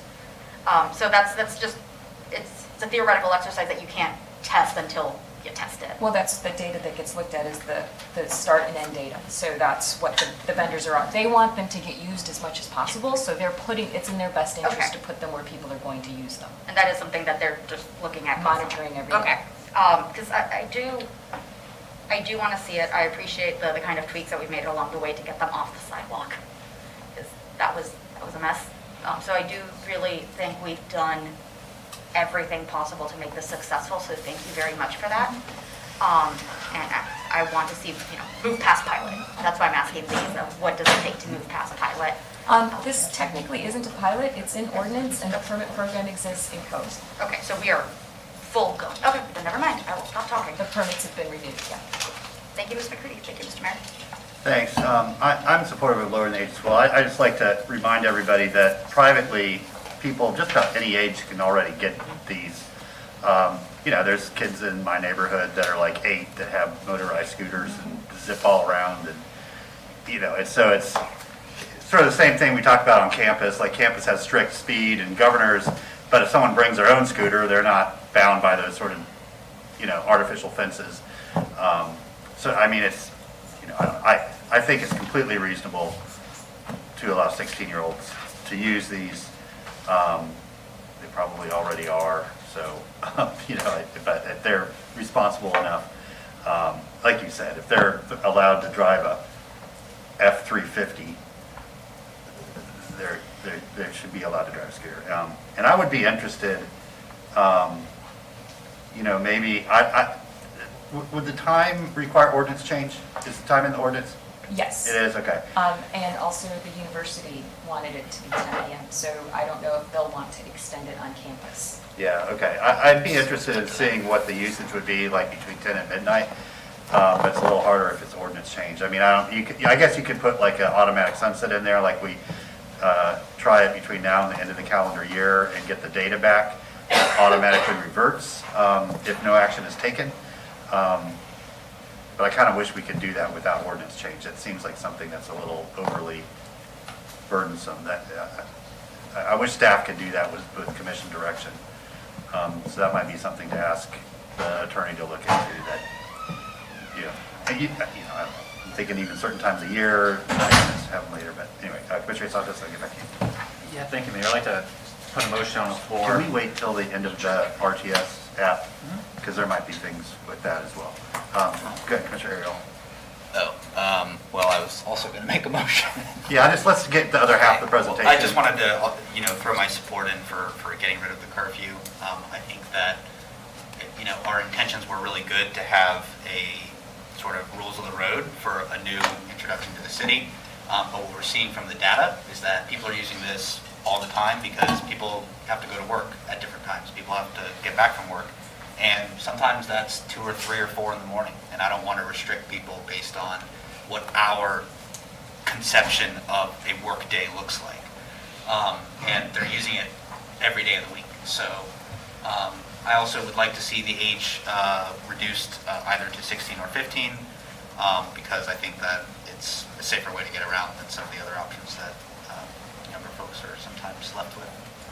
Okay. So, Mr. Creedy, go ahead and we'll do the RTS app update, and then we'll see where we are. All right, Commission directed us to come up with something different, and we're taking a two-pronged approach to launch a different transit app. We have concurrent options going forward where we can piggyback on the UF app, and we are also issuing an RFP to develop a new app. And what that looks like is UF currently is vetting 4 different app vendors this month to replace their current app on campus that expires in December. The UF has confirmed with the vendors the capability to expand their app service to include RTS. They are in the midst of their procurement process right now. They expect to select a vendor in the next couple weeks. And then at that point, RTS would be able to speak with the vendor directly to explore adding the RTS services to their app and piggybacking onto the UF contract. UF will also consider funding the ongoing cost of operating the RTS app if that is something that we're able to work out with the vendor. The other path we are taking at the same time is to develop a new app, which at the cost of about $125,000. To implement and operate and maintain this type of an app can range from $125,000 to $300,000 annually. To issue this RFP, we have identified federal funds for the implementation and one-year operation. The schedule will depend on the execution of the grant and budget approvals, which we'll be bringing back to commission in the next month, September, I believe is the next budget amendment. And then we'll need to identify recurring operating funds after fiscal year 2024 because RTS will not be able to continue funding it with federal funds.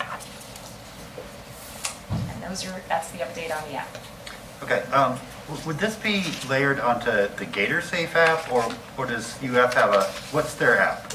Correct. Their app is the Tap Ride. It's what they use for their late night services. Oh, okay, gotcha. Okay, it's intriguing. Any questions on that? Good. I'd like to make a motion. Okay. So I would move that we have staff come back with a revised ordinance that would remove the hours of operations and the age from the ordinance and allow that to be a city manager decision. Second? Okay. Do you need direction on the app, or is it just No, to that come was back? just to bring, you asked us Yeah. to bring back what we're going to, how we're pursuing getting a different one. Okay, so once we know the outcome of the UF procurement and see if that works, then you'll bring back to us what your recommendation is? Correct. We're Yeah. pursuing both paths at the same time. Okay. Okay. And the second option was addressed in the budget presentation a couple of weeks ago. So Right. we're trying to make sure, just in case we have a fallback. Right, okay, gotcha.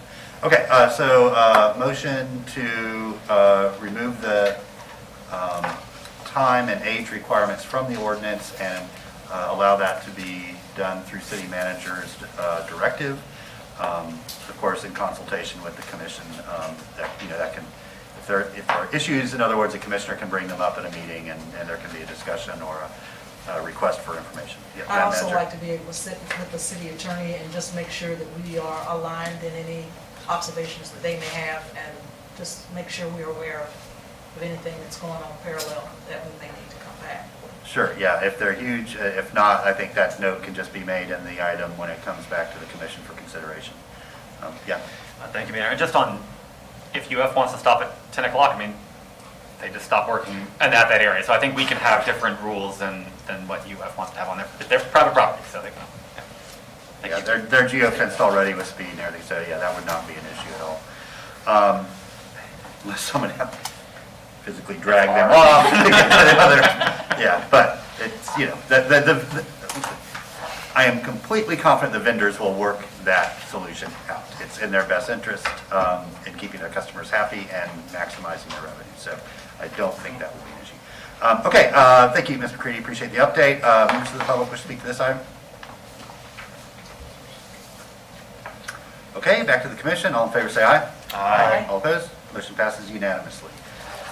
Okay, up next, we have the building blocks for affordable housing, work plan, and development. Madam Manager, you want to make an introduction? Yes, sir. Mr. Mayor, I think back in March, we presented the commission with a framework on affordable housing, and we pretty much did a summary of what we're currently spending in the city relative to housing and opportunities to move forward. Beyond that, we've had some workshops. Corey Harris is here to talk about that. The workshops are summarized in the presentation for today, but specifically springing forward from the framework, we put together a work plan, which is in development, and we say that because we still really need to get more input from the community on the work plan itself. But we put something together for discussion today. It talks specifically about the $8 million earmark that the commission approved, how we might move forward with that specifically, and also if in fact going forward there might be a general obligation bond issue. for housing because it is tens of millions of dollars and requires a planning process in and of itself. We've started out with some thoughts around that. So we wanted to make sure that we shared at least what we've been able to come up with. Corey's got some limited input from community, but not enough. But enough for us knowing that the $8 million has been set aside for the commission to begin to have a comfort level that we do have a plan to move that forward. So with that, Corey Harris. All right, Mr. Harris, good to have you. Thank you. Who is the Director of Housing and Community Development for the city. He's still senior housing strategist, but now he does have oversight for all of our housing initiatives. Okay, very good. Good afternoon, Mr. Mayor, to the commission, again, Madam City Manager. I am Corey Harris, Director of Housing and Community Development. I will be presenting today the building blocks for a work plan for affordable housing. I'm assuming everyone has had an opportunity to see the presentation and the report. I have some copies here, just in case.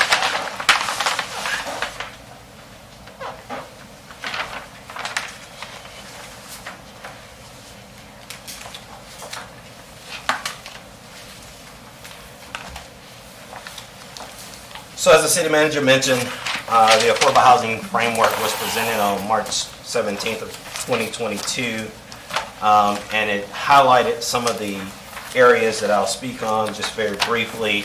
You know, it defined key terms. It talked about the national, state, and housing, local housing market data. It talked about national trends, provided some context around affordable housing in the city of Gainesville by location.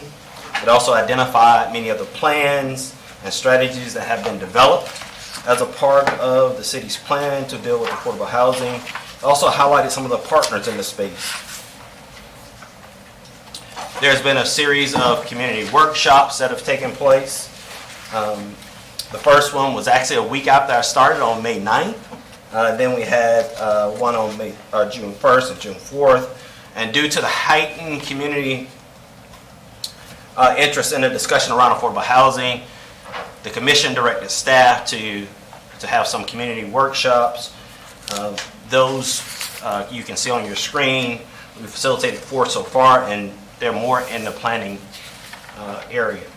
Exclusionary zoning, And primarily. yes, and talking about exclusionary zoning. Of course, there's been some, and just understand that a lot of what you see today as far as the recommendation, we've been able to glean some information from these workshops, as well as Commissioner Ariola had a town hall. Commissioner Chestnut will be having one on August 8th. As we move forward, here's some of the highlights, some of the key themes from the workshops. We've had close to 200 individuals who have participated in either one of the 3 workshops or some of the community workshops. Some of those themes, I'll read a few of them here. Neighbors acknowledge the need for affordable housing in our community and the need to create more housing units together with our community partners. Another common theme was, I'm not going to read all these to you because you can read those. Neighborhoods express concerns about protecting and preserving the culture and ethnic fiber of the neighborhood, and express concerns about the lack of investment in the neighborhood. I'll read one more. Many neighbors are concerned that the proposed changes to the comprehensive plan, including the elimination of exclusionary zoning, amending occupancy limit, would not result in the production of more affordable housing units, and are concerned that changes would reduce the quality of life in certain neighborhoods. As a staff, we conducted a SWOT analysis. I'm not going to read through all of these here with you, but some of the strengths. There's a commitment to affordable housing. From the commission level, from the community perspective, those are some of the strengths that we have. There's also over 20 housing initiatives that's being operated currently, ranging from Heartwood and infill projects and, administering some of the CDBG and Connect Free programming. Some of the weaknesses that I've noticed since coming in is there's a lack of acknowledging some of the wins that we do have. I think that, there's a lot of wins that the city, when we talk about those 20 housing initiatives, the city has partnered with other community partners, such as the organization that I come from, NHDC. We were able to do some great work in partnership with this city, but oftentimes that's not touted enough. There's some opportunities. City owns quite a bit of land. You can see that in the appendix section of this work plan. According to my calculation, that would produce close to 2,500 units potentially of housing units. Some of the threats, we know some of those threats very well. It's not just local, but it's national. Some of the threats are related to the housing industry. Rising interest rate, also increase in material cost and lack of workers. And so those are some of the threats that affect our ability to move forward. As the city manager has spoken, and as I mentioned, there's a number of housing programs, but here we're, again, this new or enhanced housing and community development to complement bringing on a couple members from the GCRA would allow the city to move forward in a strategic and collaborative approach to addressing our affordable housing issues. As staff developed this work plan, here are the components here: planning and research, funding resources, initiatives and regulations, and strategic relationships and community engagement. One of the things that many of our neighbors said, they want to see some more community engagement. They want to see us be able to tap into that intellectual capital that exists here locally. So here are the recommendations, and again, these recommendations comes from not only the community partners. I've had an opportunity to speak with some of our neighbors individually, and I want to thank them publicly for giving of their time to help me or to help staff put this recommendations forward. Also, information that we've gotten from the town hall meetings as well as those community meetings. So as the recommendation here is set forth is of the $8 million that was put forth or earmarked for affordable housing, $6 million of that would be used to develop rental units at $35,000 per unit. That would translate to 171 units created. It would allow for those units to be occupied by those individuals or family units that are below 50% AMI. We've noticed that in our industry right now, housing the extremely low is very, very challenging, and this money would provide a leveraging opportunity to create more units. $1.2 million is recommended to go into developing for-sale housing units at 50 a door. This would create roughly about 24 units. $320,000, or about 4% of the money, for those that are keeping count. $320,000 would be used for owner-occupied rehab. For those that are 50% and below, we realize that a lot of families seek this service, and oftentimes these programs are oversubscribed for the amount of money that we have available. $320,000 or 4%, another 4% would be used for down payment assistance, just beefing up our down payment assistance programs that we already operate. That would assist 21 families. The last 2% of the money, or $160,000, will be used for land acquisition. There's some opportunities, even though the city owns quite a few parcels of land, or quite a bit of land, there may be some opportunities for us to invest in land that's close to amenities, close to transit, close to job centers, and staff has identified a couple potential parcels that may fall into this category. Going through the rest of the recommendations, to develop a robust strategy for city-owned properties, as I mentioned in the appendix section, there's an opportunity, a great opportunity for the city to really be out front in the development of affordable housing units by utilizing some of the assets that are available. Engage the community partners to broaden the creation of new affordable units. That's key. Again, as I've talked to community partners, similar to some other community development organizations, there's some great opportunities for us to be even more impactful and strategic, whether that's partnership to leverage our resources to be able to create opportunities for larger grants for those different entities, or if there's a way for us to be more strategic in our investment into those groups. And so you can see there, recommendation number 8 is to provide financial and technical assistance. The research has found that those cities that champion ADUs and did it successfully also developed some planning and technical assistance and funding around that. I would like for my recommendation that we move forward in that vein. Some cities have decided to invest or create like a revolving loan fund to support those property owners that's willing to put in ADUs and they keep it affordable for a certain period of time. They've developed plans around what type of units would work successfully and be more efficient or efficient in the development process. And then the last one is increased capacity of our nonprofit entities. We have some, along those lines, we have some opportunities to maybe partner with some churches and some local groups to develop some housing on some land that's owned by those entities. As we move forward through this presentation, staff was directed to provide some information about how if there was a $30 to $50 million bond allocation, what would be staff recommendation. I'm providing that to you here. Similar to how the $8 million has been recommended, 75% of the money would be used to support rental units, 15% for sale housing, 5% is owner-occupied rehab, and then some type of pairing for the remaining 5% is for sale units to create a generational wealth, but also be able to write down some of the and provide some additional equity into the deal.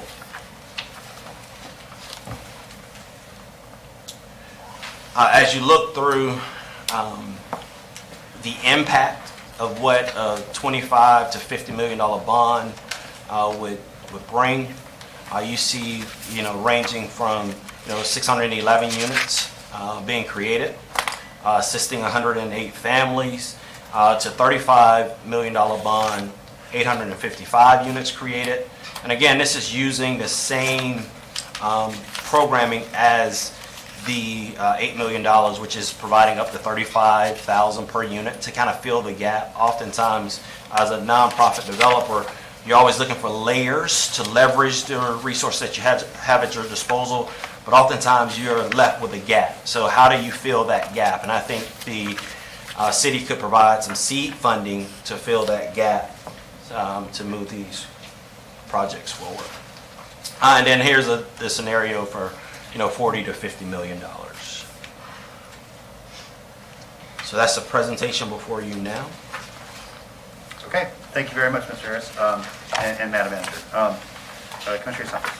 Thank you, Mayor, and congratulations on the new position. Thank you. Excited to have you, excited to have all the housing in one place. I think that is something that we have struggled with in the past, but I think that's a great move, so thank you, Madam Manager. Talk about the $8 million first, and I guess on whatever we kind of do, I think one of the things we should focus on is putting the housing in high opportunity areas, close to jobs, close to where there are rising rents and rising prices. That's where we should be putting affordable housing, in those areas, because that's where it's at most need. Support all of the $8 million. I do have one thing on the recommendation number 2, where it says only the funds to purchase a house would only be for single-family homes. I think we should open them in a townhome, but I think single-family homes are the most expensive ones to make. So I think allowing if someone wants to buy a townhome or something like that, I think that should be allowed in that. So that's one change I think we should make. Everything else looks great. Thank you very much. To the housing bond, I strongly believe that we should still move forward with that. And there is time. I think the supervisor said we had to let her know by August 1st if we wanted to move forward or not. So if we made decisions today, we could let her know that we want to put it on the ballot. That will make a transformational change. I think a $50 million bond, 1,200 residential units, 217 houses getting owner-occupied ones. That changes things dramatically. That's a real change. It's not just kind of hitting it a little bit.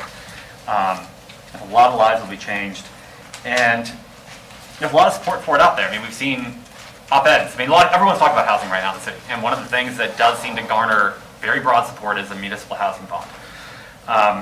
If you look in the packet, in the last page in there, it goes into what the cost would be.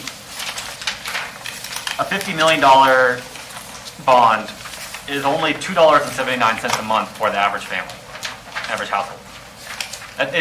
There's money to different people. That's not that significant for that many people that we can change their lives and get housing building. I think we talk about what we can do. There are short-term solutions, there are medium-term solutions. This is a relatively short-term solution for us to be able to address it. And for $2.79 a month, I think it would pass with flying colors when it goes to the voters.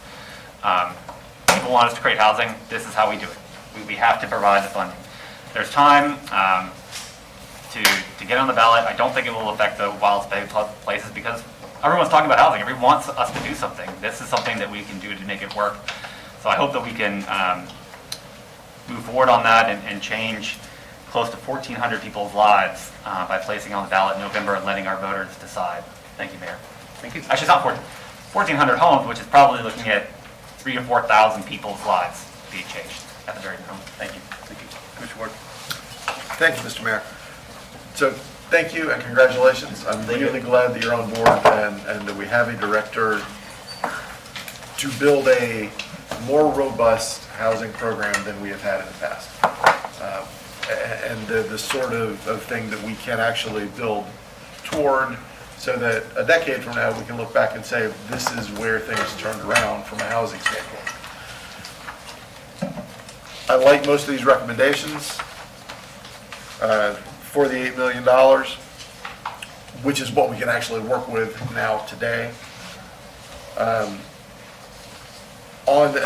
Just a few questions about the specific recommendations. On recommendation 1, $6 million to underwrite development of new rental units for single and multifamily.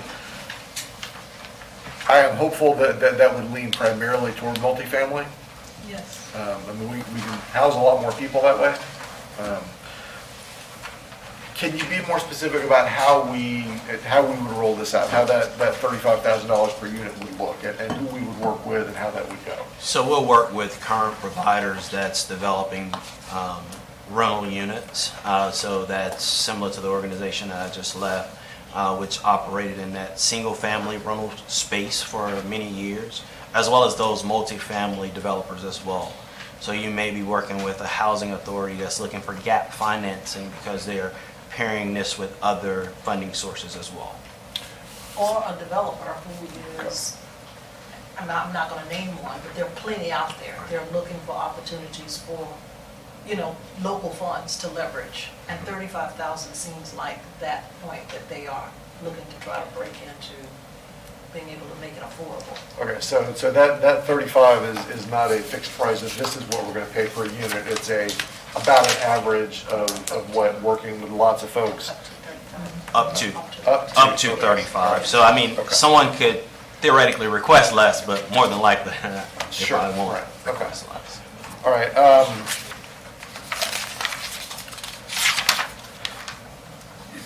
There's I'm guessing a smaller group of developers that we could work with and partners to work with on recommendation 2, $1.2 million at $50,000 apiece for single-family homes to be sold. What that sounds like to me is probably, and I see folks from Habitat here in the back, that sounds like a Habitat sort of thing primarily, not exclusively certainly, but I'm guessing that's where that would mostly be pointed. maybe some for-profit developers out there interested in that, but I think you're primarily looking at nonprofits who are going to be working in that. And tell me if I'm wrong here, I don't want to. Yeah, I agree. You know, your habitats, your NHDCs, your housing authorities, all these entities are developing for sale units. And so I would imagine they would all want to subscribe to these dollars. Now I will tell you that I would like it even more if we were putting that 1.2 back into number one. But I also recognize that there is a use for homes for sale too, and that there is a place for that. I feel like the biggest need in the community is for those rental opportunities. But I'm not supportive of this. I just would like to see more of it in rental, honestly. If I might just add, Please. the community land trust, the $1 million that has already been earmarked for it, you may have some later discussion on it, but there is a need for probably additional money beyond Okay. that $1 million to actually help them to create more units. So that I'm just could roll saying. into. It's a possibility. Right, okay. I'm not saying it. Okay, very good. So I really like the idea of recommendation number 3. I don't like the reality of the number of homes we're talking about there. I mean, it's just not a lot. And I wonder if we might be better taking one of these other 2 opportunities here and roll that back into that one. I'm not telling you to definitely do that, I just put it out there to think about. I would rather give you the flexibility to do that than locking in, this is absolutely what it will be. The last 2 items, the Well, last 2 the items? 3 and 4, I would kind of rather roll those together into rehabilitation of existing units. But I don't want to keep you from doing this. You put a lot more, you know more about what you're talking about than I do. I just, when I see only 6 units, it makes me think, well, maybe that's not the right way to think about it. But I'm not telling you don't. Recommendation 5, it sounds like you have something specific in mind there, or, 5. Yeah, it sounds like you have something real specific there. And maybe it's not the right place to lay that out, but. Well, I know that there's an opportunity for the city to take down some property, so Okay. I'll leave it at that. Gotcha, okay. That's close Yeah, I to don't want to trends. give anything away. Yep, got it, all right. So I like that. Number 6, I've been saying for years that this is a priority, that we really, really need to move forward on. And some of that is some big pieces of land that are real obvious, and some of those are not. Some of them are individual units. We need a plan for how we work with that property that we've been land banking over the years. We've been slowly moving some of them out. And for the people who have received those properties and had homes built there, it's a life change. It's great. But it has been very, very slow moving forward. And I really hope that we can get a robust strategy for how we do things with land that the city owns. Because the land that we just own and don't have a plan for is not doing anybody any good. Nobody's living on it legally. We're not collecting any revenue from it to do good things with. It is not helpful to anyone for us to just hold property, particularly at this point when we're in a crisis. Certainly, number 7 kind of rolls into everything we've already been talking about. But I do want, as we talked about a few months ago, to be real specific about our partnerships. And the more specific we are about our partnerships, the easier it can be to make things work with them. I don't want us to have to reinvent the wheel every time we do something. I would like, be very careful how I say this. Everything should be a competitive process, but we can do that competitive process once and name a partner or a few partners rather than every single lot being a new process, because that's part of what bogs us down. It's taken us a very long time to distribute property, and while we're doing that one lot at a time, instead of having a built-in process, we are keeping people from having a place to live. So that community partner process is something I would like to see more streamlined. I know that because people have called me about it, one of the issues with ADUs is a question of having to get, it's a question of permitting, but both from the Thomas Center and GRU. And we probably ought to have conversations about those processes and how to, whether we do that or not, but as an organization, we need to understand better how that's possible for an individual person who wants to develop 1 or 2 units for rental. They're at a disadvantage to big-time developers who have somebody in-house or have the funds to use a local agency, as opposed to somebody who just wants to build one apartment. They usually don't have the funds to go hire one of our planners for hire in the city. So the more opportunity we can help them streamline individual small-time developers, the better off we are, I think. As far as a bond, I say let's do great work with this $8 million and come back in 2 years and show the people what we can actually do. I am not prepared to ask to borrow $50 million when we do not have a plan for it. What the oversight will be, et cetera, that's an opportunity for us to really step in it. We ought to talk about having partnerships. I'd rather see a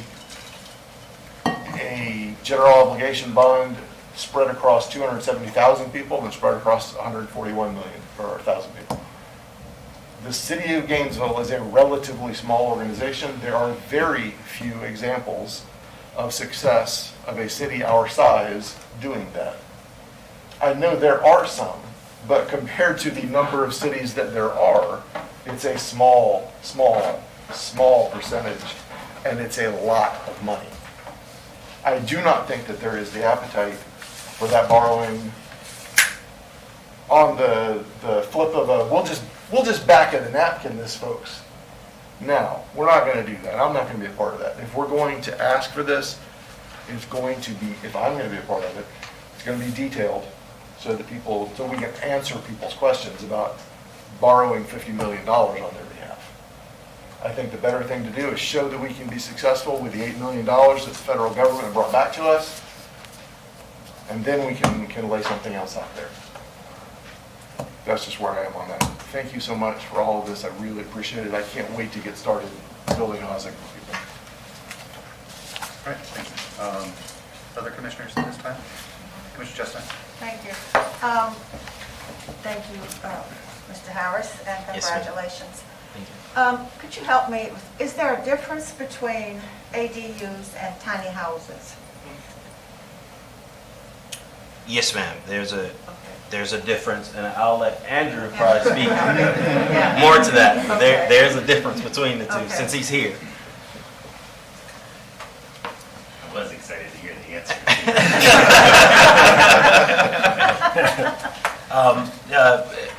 Tiny houses are sort of an umbrella term that sort of describes, a very small house.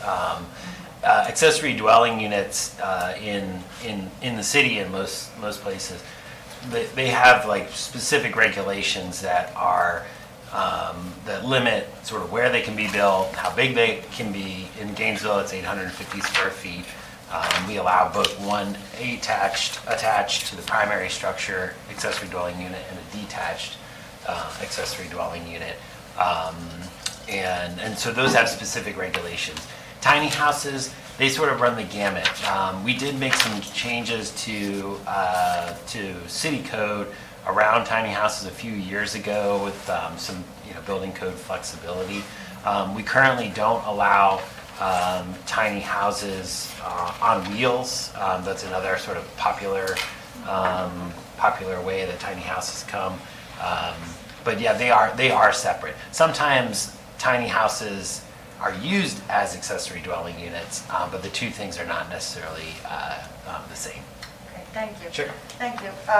Well, I was just wondering, I've been seeing the ads on TV from Williston with tiny house communities. And just wondering about that, if that would be something that we would have here. Potentially, yeah, we Yeah. can explore it, and if someone wanted to develop a tiny home, whether for sale or for rental, they can access these two pots of money, whether that's recommendation 1 or 2. Okay, all right, my next question is, I think part of the problem for a number of people in trying to qualify for home ownership is credit worthiness. Do you have a rigorous program to address that or to work with them? Currently, our Housing and Community Development Division provides some services around preparing individuals for home ownership, and it deals with credit, as well as we have external partners such as NHDC that does the same thing as well. Okay. Operates similar programs. All right, now, and this question may not be for you. Okay. All right, Hardwood, there was a meeting in the community this week because right across the street from Hardwood with the $450,000 homes, there is a development, I understand, that potentially has been approved for, I think, a homeless. No. No? It was, I'm sorry, I'm sorry. Would you please I'm correct it? I'm interrupting, Mr. Mayor, is it okay if I respond? I think if you know the answer, then that would be great, yeah. Yes, because I'd like to know. It's Ability Housing, and they had initially submitted an application to the Florida Housing Corporation up in Tallahassee for 9% tax credits. Okay. They weren't approved, but they kept pressing, and I think they went to the county, and they got the county to put in about $500,000 to help them to leverage housing, not for the homeless, because the initial development that they were pursuing, I think it may have had 50 units in it approximately or so for homeless families. The second development that they're pursuing is for the low to very low income, but it is not for homeless families. The initial one would have had a configuration in there that would have accommodated some homeless families. Okay. But it is a low to very low income development that is on the drawing board, and it is Ability Housing, and they have received some leverage funds from the county, and I think it's about $500,000. All right. And that developer is pursuing it, he's not backing off. Yeah, there was a very rigorous meeting with the community on it. Thank you. Those are my questions. Thank you, Mr. Dunkel. Thank you, Mr. Mayor. And thank you, Corey. Welcome. Thank You've you. heard me say it probably a few times before, but I'm very, very excited to have you here. Thank you for jumping right in and tackling some huge stuff in a very short amount of time. I'm looking at recommendation 3 and respecting and appreciating what it says. My brain has gone somewhere else. Because in District 1, I have several units and complexes that belong to one of our partners. And I see our partner here. I'm trying to figure out a way, or if there may be, in your mind, Corey, an opportunity for us to use our partnership to assist the Gainesville Housing Authority in rehabilitating some of those units. Because in District 1, just about every one of the complexes that are part of that organization, they're just a lot older and antiquated and broken down. And there is a level of quality of life that the people who are living in those homes simply cannot achieve. And I want to see that come to an end. So I'm grateful to know that we are partnering with them. I'm just curious, I don't know if you've entered into those types of conversations. I don't want to try to tell you how to do your job, but I do need for you, as well as the city manager, as well as my neighbors and constituents, to hear my heart with that. Because it's been an issue for a very, very long time. So however that conversation may be able to unfold, I'm hoping it's one that we can enter into. I do know that the Gainesville Housing Authority has been to us on a couple of times, occasions, asking us for help. I don't want to tell you how to do your job, but I know we'll enter into that judiciously and fairly. Thank you. You're welcome.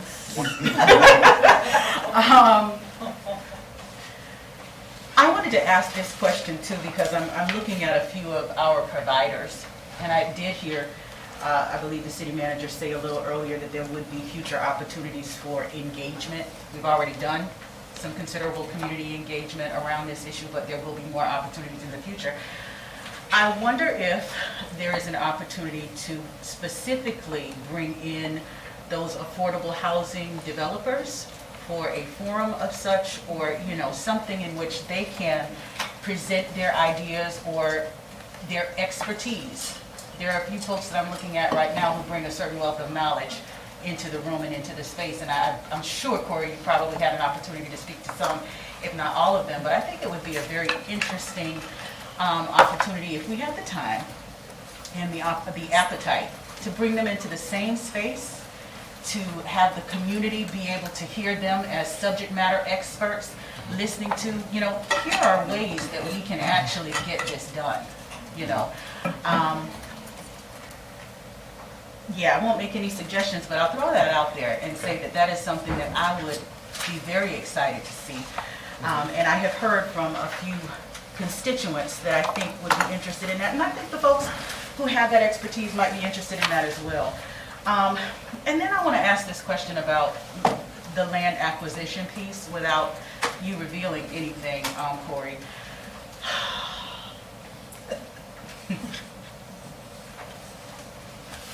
And I'm going to say this to my colleagues with the greatest respect, but knowing that I might be stepping into some delicate and sensitive area, okay? When I look at Gainesville and how it is growing, it is very clear and very obvious who the major players are. And I'm curious if we have had the kind of conversation, or if we have the appetite to have the kind of conversation that I believe we should be having with those major players, so that there's land left when we start talking about acquiring stuff.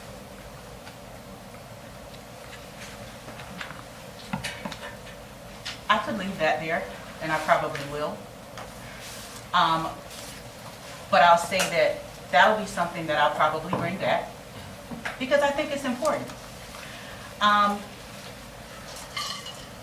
I think that the University of Florida could be a partner of ours. How we enter into some of that, you know, now you've already done your framework. The city manager did an amazing job of outlining partners. Perhaps that's not the end of our partnerships, but I definitely think that if we are going to be able to consider being able to create affordable housing now and into the future, we need to know what we're dealing with. So I guess the other question for me is, have we, and I guess I'm asking this to my colleagues, not just to staff, quantified what our affordable housing needs are over the next 20 or 30 years? Have we looked that deeply? Because I'll tell you, living where I live, those are my concerns. Because the disparities have existed for a long time. I know I said a lot. But I think that those are the things that guide the work. They guide the policy, and they probably should guide how we spend our money. So, Corey, this plan, these expenditures are designed to just, boom, this is what we have, this is, I see. And based on the need, the impact is good. Yes. But it's kind of a drop in the bucket. For sure. Yeah. For sure. And that's fine, because this is a limited amount of money. Which is why we have to make the It impact has to. in a lot of different ways. That's the right. tools in the toolbox. They may not, some may not generate as many as others, but we have to make a consistent effort over time, or we will not keep up the demand over time. Amen. Amen.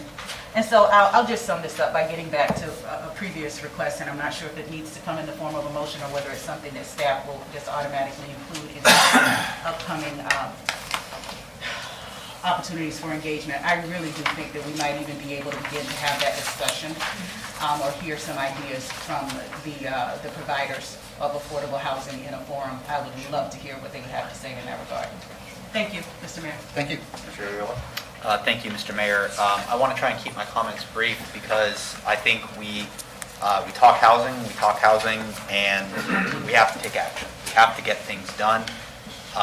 Mr. Harris, this report is extraordinary.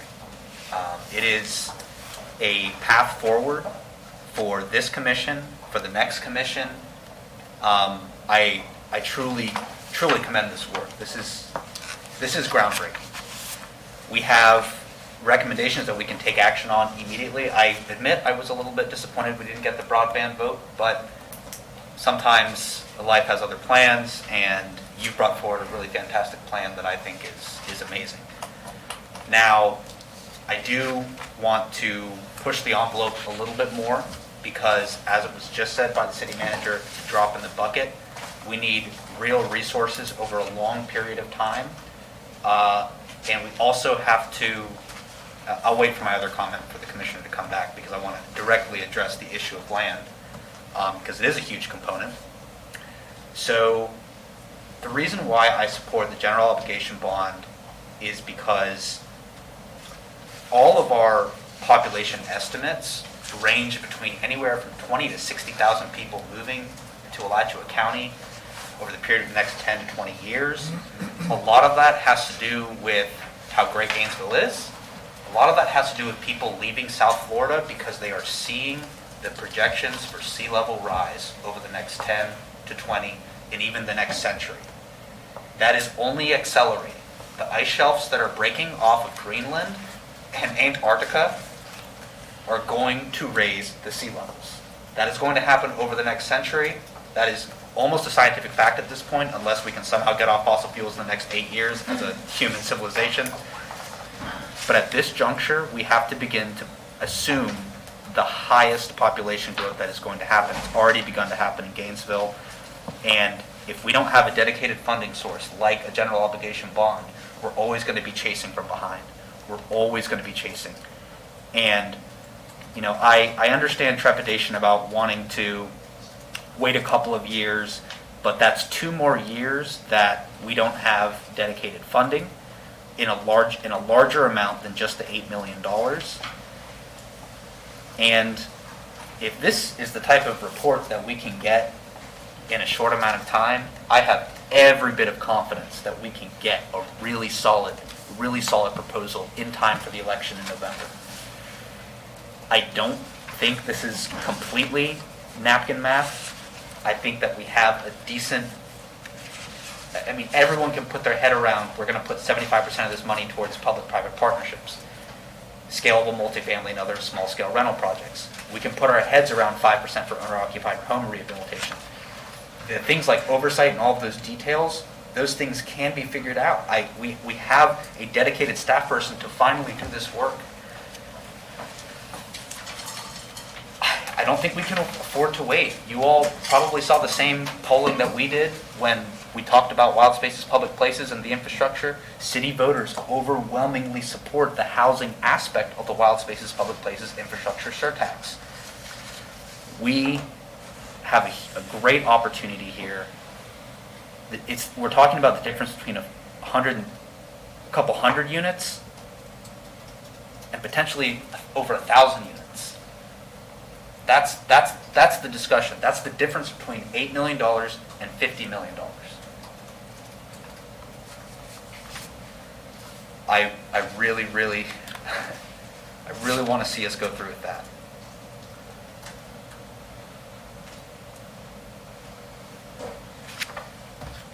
My next point, we'll have to wait until Commissioner Duncan Walker returns, because I want her to hear it. But I would like for us to include the general obligation bond in our housing plans. And so what I'd like to do is I would like to accept these staff recommendations and ask staff to notify the county that we want to put a general obligation bond on the ballot. Second. Okay. $50 million. Did you want to? Yes, Mr. Mayor. Thank you, Mr. Harrison. Congrats. I'll be the last one, I guess. Congrats. Question, with the restructuring, how many people would be in your department? Right now, I think that's about 10. For all of our programs, including Yes. GCRA, everything that falls into that? Yeah, again, I would need to get back to you with that exact number, but I think it's rough. Yeah. Okay. Let's say we handed you $500 million right now. Would those 10 people be able to get multiple programs off the ground and operate them without trouble? Without evaluating where we are, again, I'm 2 months into my position here without doing more of a thorough evaluation. That was an This unfair. appointment just happened 2 days ago. That was an unfair And I don't question. think it's effective until August 1st. So I guess she could change her mind, so. Yeah. No, but that was an unfair question. My point was, we could have all the money in the bank, but if we don't have the people to really execute it, it won't be effective. And when we're not effective, money gets wasted. So I think with the plan that we have for the 8 million plus, that is a really detailed program that, you've been working on for a while because it's been part of the discussion with the ARPA money. Our staff has been hearing about it, but we have the folks, the programming, kind of the infrastructure in place for those. I am 100% sure those will be very successful. I also think that if we give those same folks time to, I don't want to say practice, but use the 8 million to see what can be done and how the city can kind of go into building housing, because it's kind of a departure from what we've traditionally done. In this, the way it's been presented here, it's not how cities traditionally approach housing issues. We are stepping out of our comfort zone, I feel, with that 8 million and trying something different. I want you and our staff to be able to learn the ropes with that first. I appreciate the math, Commissioner Santos, I agree. I would pay $50 every month on my, I would do it, or every year. I'd be more than happy to add that myself. But if someone asked Mr. Harris or the manager questions, we wouldn't necessarily have the answers because we haven't worked it out.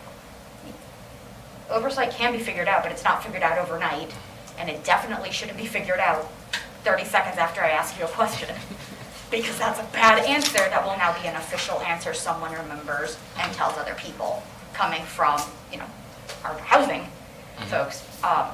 And I don't want that to be the approach we take to things. Do I want to put this on the, I'll say it now, put it on the ballot next year, I'll vote for it, I'll be here. Put it on the ballot 2 years from now. But I don't think it can happen right now because we don't have the staffing. We don't. We don't have the staffing.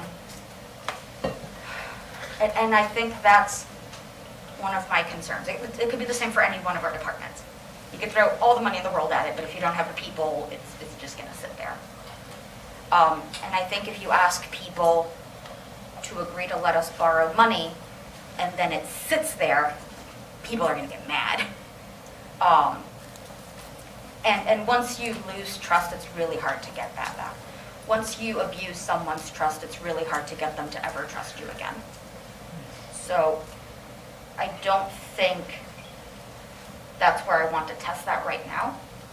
But I definitely think that the first half of the plan with that 8 million, I think, what does it come down to? Almost 9? I think by the end of the math, it's almost 9 million. No, it's right at 8. No, wait. 6 plus 1? Yeah, okay, I can't do math. Oh, This is why. We shouldn't get other money either, because I can't do math. I'm not much help to anyone. Those are good programs that have steps. They have goals, they have metrics, they have structure that we've built around it. And we can tell people that. This is exactly what we're going to do with it now. The election and then the ballot measure might be November, but people are voting before November.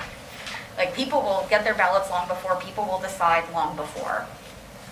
And if I don't, we don't have answers to give them in a couple weeks, someone's already holding that ballot. And they've already decided that we don't have the answers, or we give them the wrong answer. And I don't want to do that. Do I want to follow up with this? Yes. Do I want to ask the manager, therefore Mr. Harris, to keep working on what that would look like,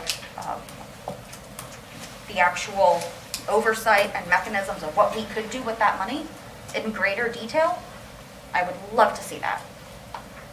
Am I going to vote to put it on a ballot for a couple weeks from now? No, because it's not ready, and I don't feel comfortable being interrupted or asking people to vote for something when I can't even give them answers beyond an outline. And I don't think that's what our folks deserve. Thank you, Mr. Mayor. Okay, thank you. Before I go around again, Mr. Harris, thank you. Thank you to everybody on your team that helped with this. Madam Manager, thank you. This was a challenging ask in a short period of time with a lot of urgency, and I want to let you know that I appreciate what had to go into getting this to us today.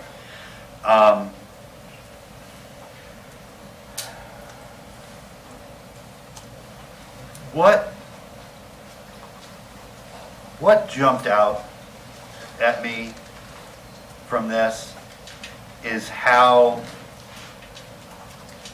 incredibly small of an impact it makes. We currently right now, today, 16,000 households that are struggling with rent or mortgage. Right, so they're already, regardless of anything else we do with this, struggling. We have another easy 50 to 60,000 folks moving here in the next 10 years.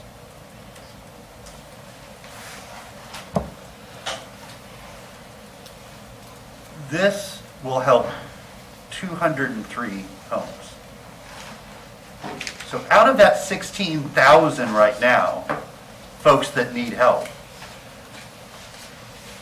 this impacts 1 to 2% of them, right? Blow that out to 50 to 60,000 over the next decade, it's minuscule. And that's $8 million. That's a lot of money, and it's one time, right? Do something with it. Gonna help some folks. That's important. But it doesn't get close to solving the structural and systemic problems that we have with housing, right? So we've got to keep our eye on that bigger challenge. Now, if I'm not mistaken, Madam Manager, and I don't know if there's an exception for housing money or not, but It's my prayer time. I'm on the clock.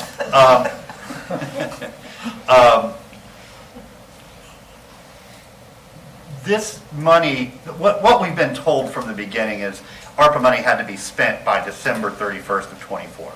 Now, I don't think it has to be spent and gone, but it has to be encumbered or dedicated, right? That's correct. That's what we're talking about. So we have got, 15 months to figure out how to get this money encumbered and spent. That's tough. Incredibly difficult to do. To me, the highest, best opportunity for that is in partnership with other organizations, both public and private. If we can piggyback this money onto existing developments that are already in process, and to those add more affordable housing, that money is going to go a lot further, and we're going to be guaranteed to get that dispersed before that deadline, and we got to write a check back to the federal government, which is absolutely, I just cannot imagine how horrible all of us would feel if that happened, that we had this money and we had to give it back. So, you're the expert, not me, but finding those, I think that we put out a call to everybody that's creating housing right now and say, if we could make a 20% match or a 10% match, how much more housing would that enable you to build with these specifications. It's got to remain affordable for under 50% or under 80% AMI for the next, X period of years, whatever, 20, 30 years. Because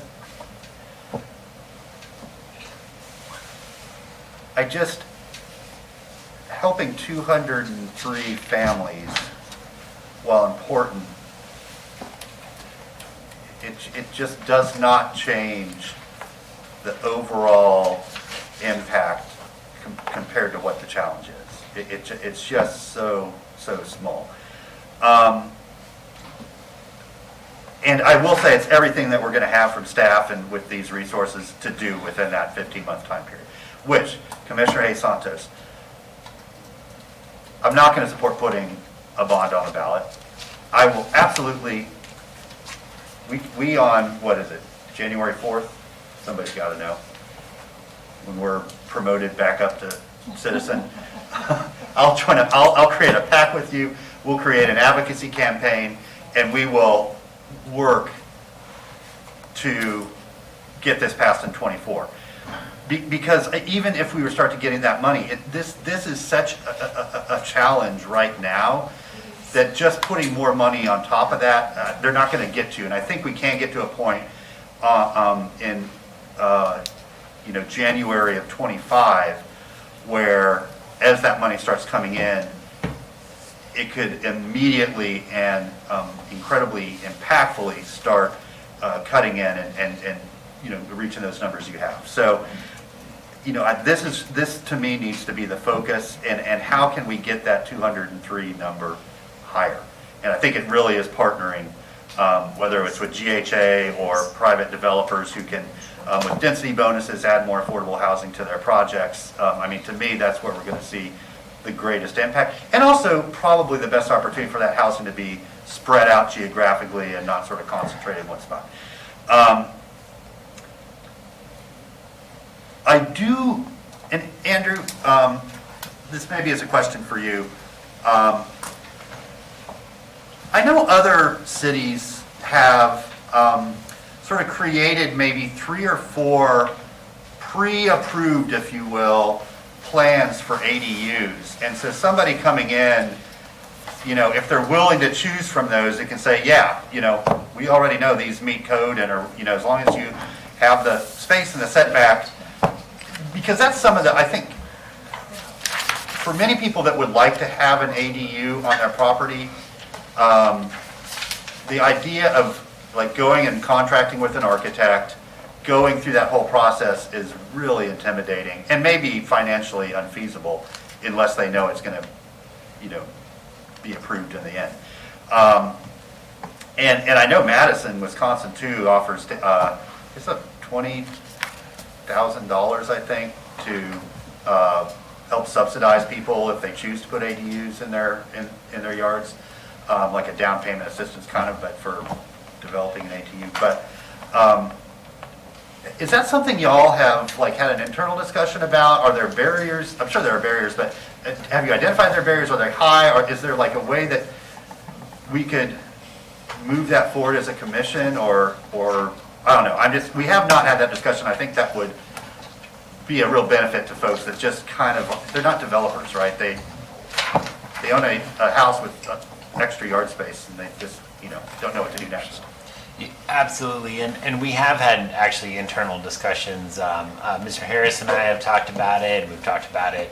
I've talked about it internally, both my planning and building staff, in terms of moving forward with some designs that we could essentially pre-approve, so that it would be over-the-counter type of permits.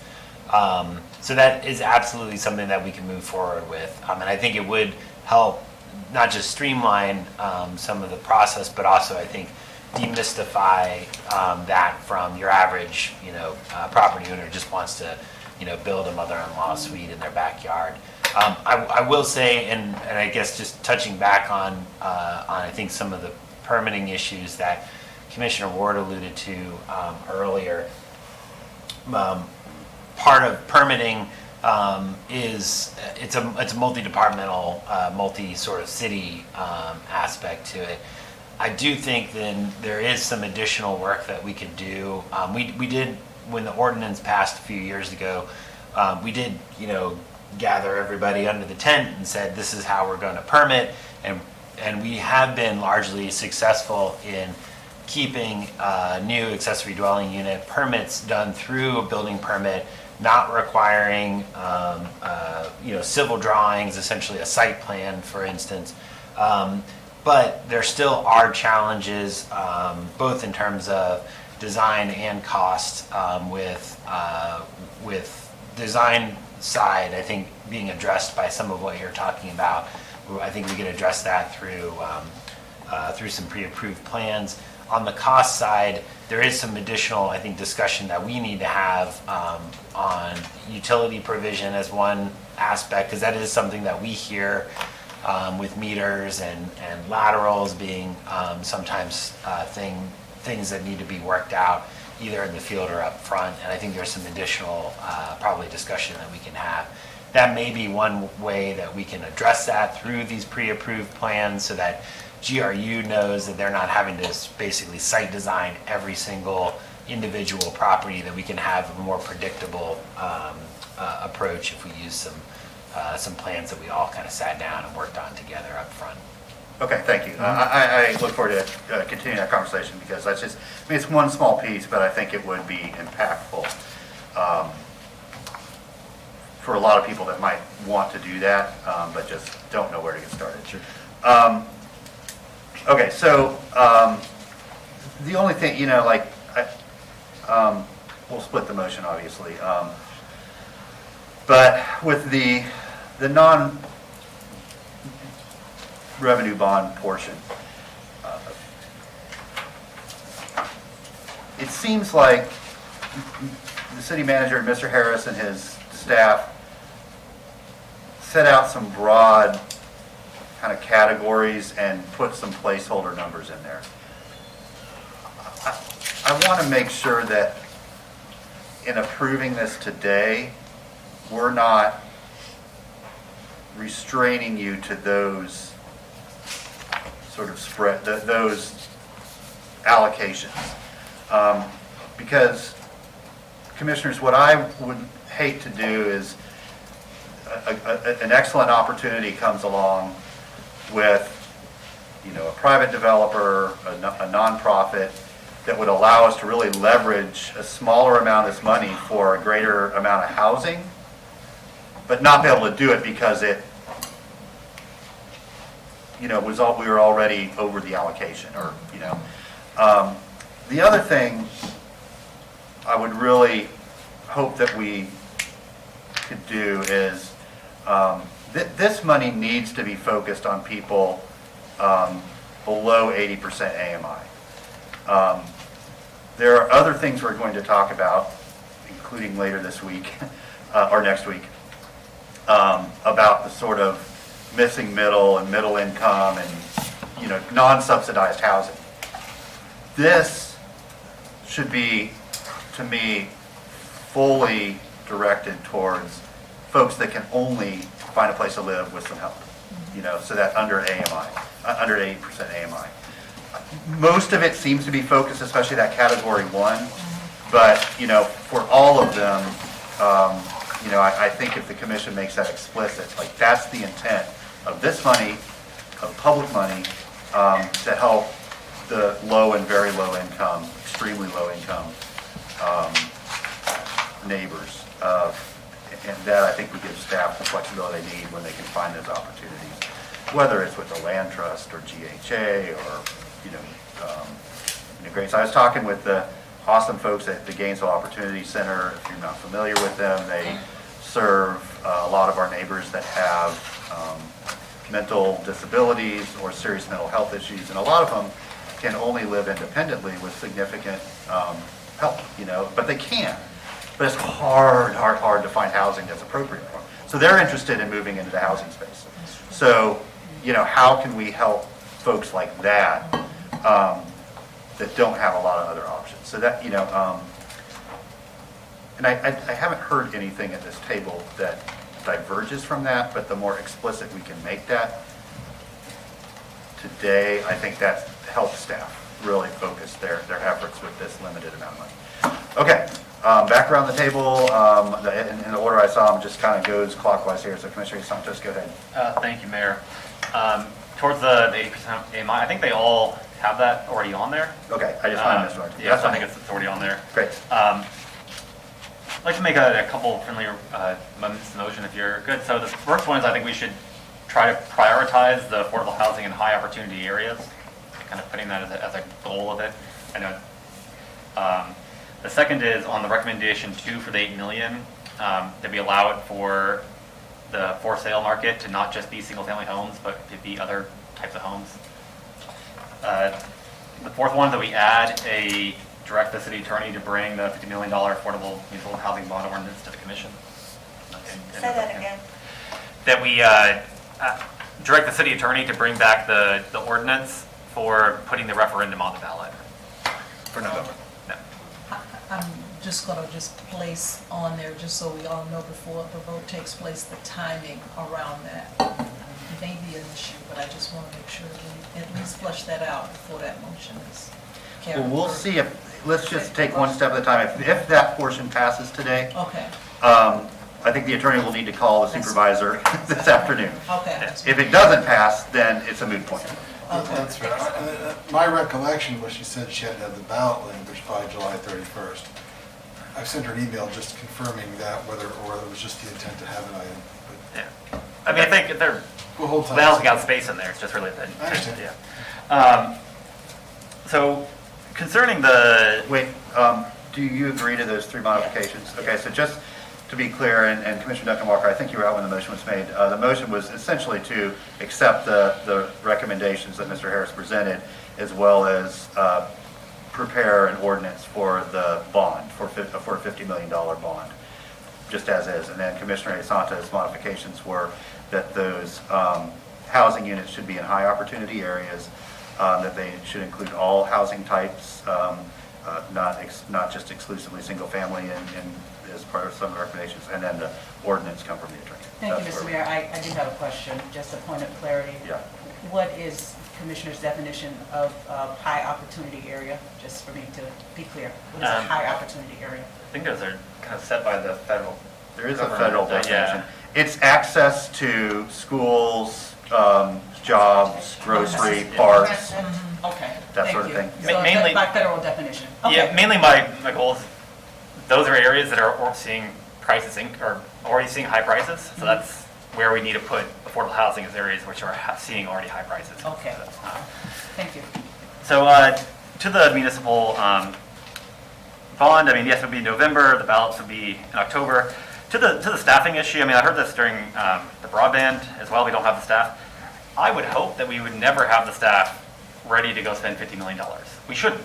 We should never have staff ready to spend massive amounts of money, because they would just be sitting there wasting. You decide to go do something, then you can go hire the staff and you go do it. That's how these large things work. You should never have staff just sitting, waiting to be able to work on these large projects. For municipal housing bond, it would go to the ballot. That gives the commission the right to go issue a bond. It doesn't issue the bond on that day. So by the time you get money, I think the earliest would be 9 months from now, probably by the time we would get money. We could also issue that at any time we want to. We don't have to issue it by a certain, like January or stuff like that, so we can get all the staffing on board. That's our plan. This is the plan. This goes into details. The same plan that's 8 million. You just make the numbers bigger. I mean, that's what the plan is. The rental housing now goes to 25 million, and it helps, instead of helping just 171 people, it helps 1,200 people. So I don't think you're going to get more on all of these looking across the country. You're not going to get more than this, because you don't say what exact property you're going to work on. You don't say all these things because you don't know, because this is going to be, by the time we start working on this stuff, it's 2-3 years from now before these things happen. And to get housing built, the quickest thing would be 24 months. So I know you still want to have the $8 million spent. By the time we want to bring this up again, it's not going to be built. We won't see stuff built by that time. It takes a long time to do construction projects. And then with even these supply chain constraints, it's even more difficult. So That's why I think we need to allocate the money now, so that gives us the ability to start planning. When you know we have the money, we can plan for the future. And by not having that, we can't plan for the future. And thousands of people in our community will not have an affordable house because of the decision being made today at this table. And we can make a difference in that. Thank you, Mayor. Commissioner Ward? Thank you, Mr. Mayor. So a thing that we have a real serious problem with is an inability to say, we did a good thing for this family today, and we should feel good about that family today. We have a problem with, let's do the next right thing. No, we have to do all the right things. That ain't how it works. That ain't how it works. We've actually done some things over the last couple of years that have changed families' lives already. We don't give any thought to that. We're talking about 203 families as if that's nothing. We're starting from near scratch with this. This is not a department that we've had that has done this sort of thing. We don't have a track record. I feel like what we're trying to do is sell a really good loan package for some kind of car that we're not going to specify until we sell the loan. And I don't like feeling that way. Trying to do a $50 million loan is harder than we're making it sound. It is not going to be a slam dunk if you just roll it out. If we prepare as best we possibly can, which we have not, and try to roll it out, it's still going to be a challenge. Our community has a terrific track record of saying yes to taxing ourselves for very good projects that we were very detailed about. Wild Spaces, Public Places, the 1 mil. There's a great track record when we said this is what it is. These are some of the things you can get your head around and really kind of touch and feel what it's going to be. That's why we approve those things in this community. If we roll out and say, just trust us with $50 million. Come on, we have most of the math. That isn't going to work, and it shouldn't work. I wouldn't vote for that.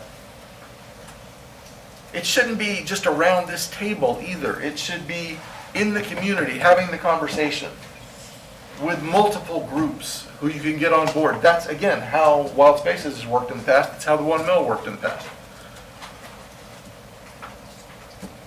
I get the timing of this. I understand. It's pretty clear. We all want to do great things. Let's do the next right thing. And let's not... It is disappointing to me that we are faced with what I believe is a huge opportunity to do some life-changing work, and we're going to walk out of here saying, well, it was a failure because we couldn't do everything. Come on. Let's take advantage of what has been dropped in our lap and show that we can do it. Now, we've all been looking at the letter from the county commission about GCRA. You want to talk about, we've got millions of dollars that exist already that we don't know what to do with, that we haven't been able to put together. We all have things we'd like to do, but we haven't been able to really put it out there and do it. Do we want to do that again? I don't think we do. I think we ought to put some track record on putting some shovels in the ground and getting this stuff moving forward the way we have with Wild Spaces, Public Places, and showing that we can make this work. Because it isn't a one-shot deal. It's a long, as you said, and as you said, we're talking about a century worth of housing here. Let's plan it right. Let's start from the beginning in a way that really works with some detail on it. Because I'll tell you this, if we put it on the ballot in November, which, as Commissioner Sacco pointed out, really starts voting in early October, it's a very short time from here. and it doesn't work, the ability to make it work 2 years later is a lot harder. It's that thing that failed 2 years ago then. I would like us to be able to put something on the ballot in '24 that really works, whether I'm around this table or whether I'm working on it from a different viewpoint. It's a laudable thing to do, but I don't want it to fail. So these first 9 recommendations here are things that are going to change lives in this community. And they're part of creating a whole new way of doing things in the city of Gainesville that's going to take some getting used to. Let's do that, and let's celebrate that, and not be disappointed that we couldn't help everybody all at once. The next right thing is what I think we ought to be doing here, and we have the opportunity to do that. I'm excited about some of this, but I don't want us to walk out thinking that we have failed because we didn't do everything and solve every single family's problem. Thank you. Commissioner Chestnut? Thank you. Thank you, Commissioner Ward, for your comments. Two words come to mind in looking at all of this, and it is accountability. We have to prove to the public that yes, we can take those dollars, we can spend them well, and we put the housing on the ground. Second one is confidence. I think people have to have confidence that we can deliver. And the way you build that confidence is by engaging the community. I think the school board has been very successful. Mr. Mayor, you can help me with their bond. The 1 mil. Their 1 mil. They were very successful because they took the time to sell it to the people, to engage the community in it. And the bond issue, the general obligation bond may work, but it may work after we build the confidence, after we engage the public with it and take it out to the community. So today, I would ask that the motion be separated. It will, yeah. It will be. Yeah. Thank you. Yeah. Thank you. Commissioner Duncan Walker, we good? Oh, I just was going to ask for a separation. yeah, very good. And then you wanted to, Commissioner Ariel wanted to make sure you heard something that he said while you were out of the room. So I'll turn back to you for that. Do you remember what it You made was? a really great point about land availability, and I wanted to use some of the appendixes which we've been provided to point out why I'm supporting the ending of exclusionary zoning. Because if you look at these appendixes, there is a limitation, and it's entirely based on the fact that we have restrictive zoning in Gainesville that doesn't allow us to build multiple types of affordable housing. And so, if we're going to worry about land availability, ending exclusionary zoning is one way, the most effective way to have more opportunities for affordable housing, multifamily housing, and anything in between. We heard tiny houses today, right? So, I think these maps illustrate that point. And I'm okay with separating the motion. I appreciate what everyone has said. I've been a commissioner for 5 years. I just have my beliefs and my opinions about what I think it takes to address some of these issues, and you all are allowed to have your opinions and beliefs about what's the best way to do that. I don't think what is being proposed is as poorly thought out as has been illustrated. But that's okay. We make decisions as a body. We don't make decisions alone. So if the majority of the body is not comfortable putting this on the ballot in November, then I'm sure we can at least begin to think about what it looks like in the future. And I just don't want it to die on the table today. That's really my biggest concern. Thank you, Mr. Mayor. Thank you. All right, we'll invite our neighbors up to share their thoughts with us now. Sort of whoever's ready. Okay.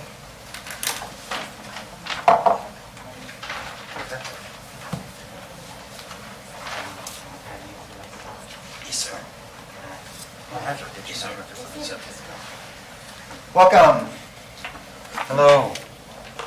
Thank you for the chance to speak, and I hope I know the right way to do it. Where am I pointing this? Where's the device? I'm trying to get back to your recommendations look like this, a short form. Yeah, right here. Yeah. Let me say one thing overall. A number of you pointed out that this was making, I think your term was drop in the bucket. My term is tip of the iceberg. And I look at that when I look at these AMI selections, whether you're looking at 80% or 50%. So every time we see 80%, that's tip of the iceberg. That's skimming the cream off of the large loan. So recommendation 1 has 50% AMI, wonderful. Recommendation 2 talks about 80% AMI, and I think that's just shooting too low.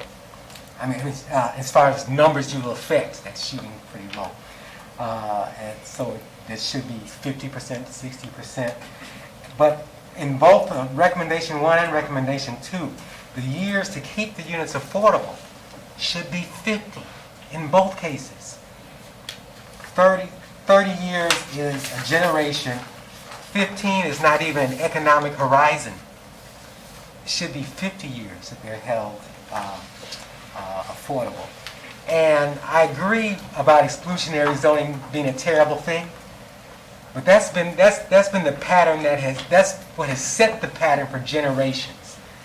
You don't generate new units by attacking that because the pattern is there. The buildings are standing. What can you move forward with? And so in recommendation, where was it? Recommendation 7.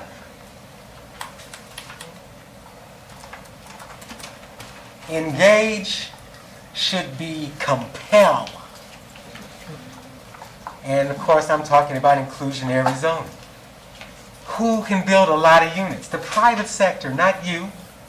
If you don't compel their participation, you're never going to move this beyond a half an inch. You're not going to get there. You've got to get that courage and do what's necessary. And the legislature told you to compensate them. The stuff you've been begging them with, the developers, when I say them, for 25 years is what you can compensate them with. The reduced setbacks, the expedited permits, the density bonuses, etc. You're not going to meet the need until the private sector is participating. It won't happen. And inclusionary zoning is how you get there. So, in recommendation 6,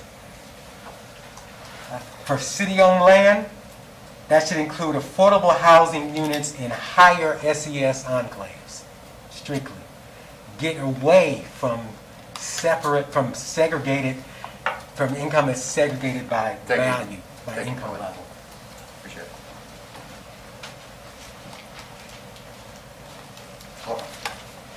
Hi, Commissioners. My name is Scott Winsler. I'm the Chief Outreach and Development Officer for Alachua Habitat for Humanity. As our affiliate considers the affordable housing framework as presented by Mr. Harris, we have 3 concerns that I wanted to articulate. And I wanted to also, if time permitted, to comment on the bond issue as well. While we recognize the recommendation to expend 75% of the available $8 million funds on affordable rentals addresses a critical need, it does little to address wealth accumulation of the population for whom the rentals are being directed.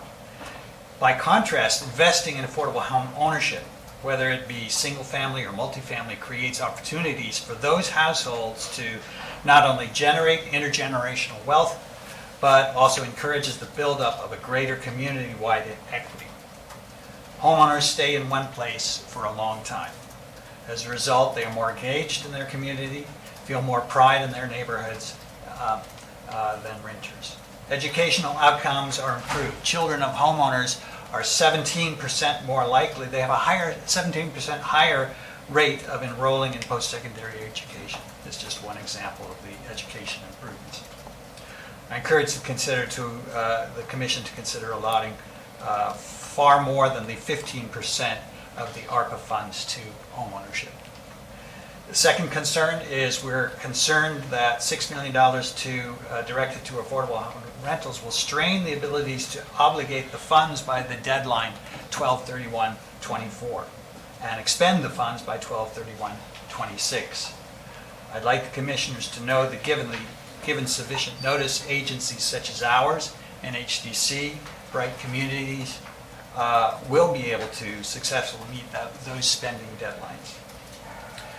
We're also very concerned about the 2% or $160,000 being recommended in recommendation number 5 for land acquisition. As an example, when we consider the cost of some of the acquisition Habitat is currently negotiating, 5-acre parcel and a 30-acre parcel, $160,000 wouldn't even come close to covering the cost of either one.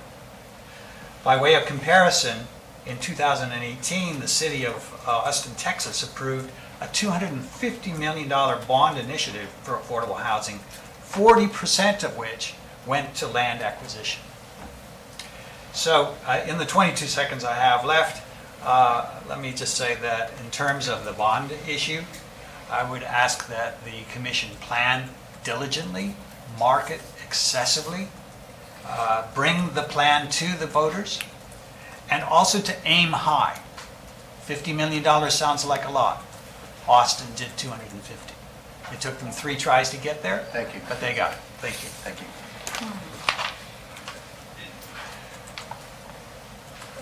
Mr. Mayor, Commission, City Manager, Malcolm Kiner here representing the Gainesville Housing Authority.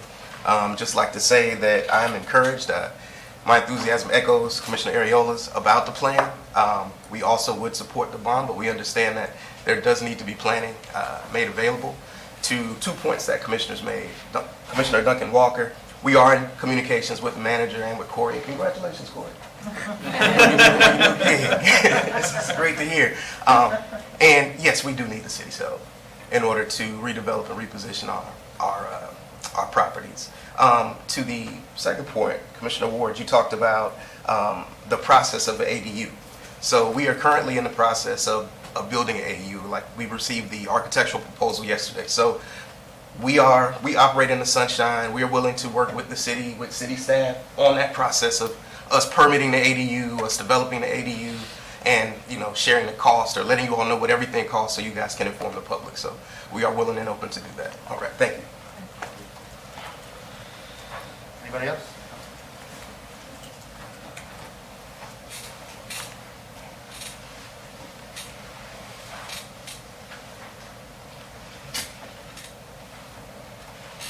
Welcome. Thank you, Mr. Mayor. I hope I get another minute just for transportation purposes. We don't start the clock till you're here. Thank you so much. One, I just want to take 10 seconds to say the talent you have in the city of Gainesville, the idea that Corey Harris is a local, he won't mind me saying this, but a local boy. Malcolm Kiner being a local boy. His sister having been chosen yesterday to run Children's Trust, a local boy.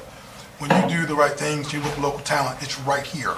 We don't have to go to New York or Texas or California to find the best and the brightest, and I laud them, and I laud this hopefully short-term interim city manager because she'll be very permanent because you will have the good insight to select her to run the city by finding that kind of talent. I appreciate your leadership in that way.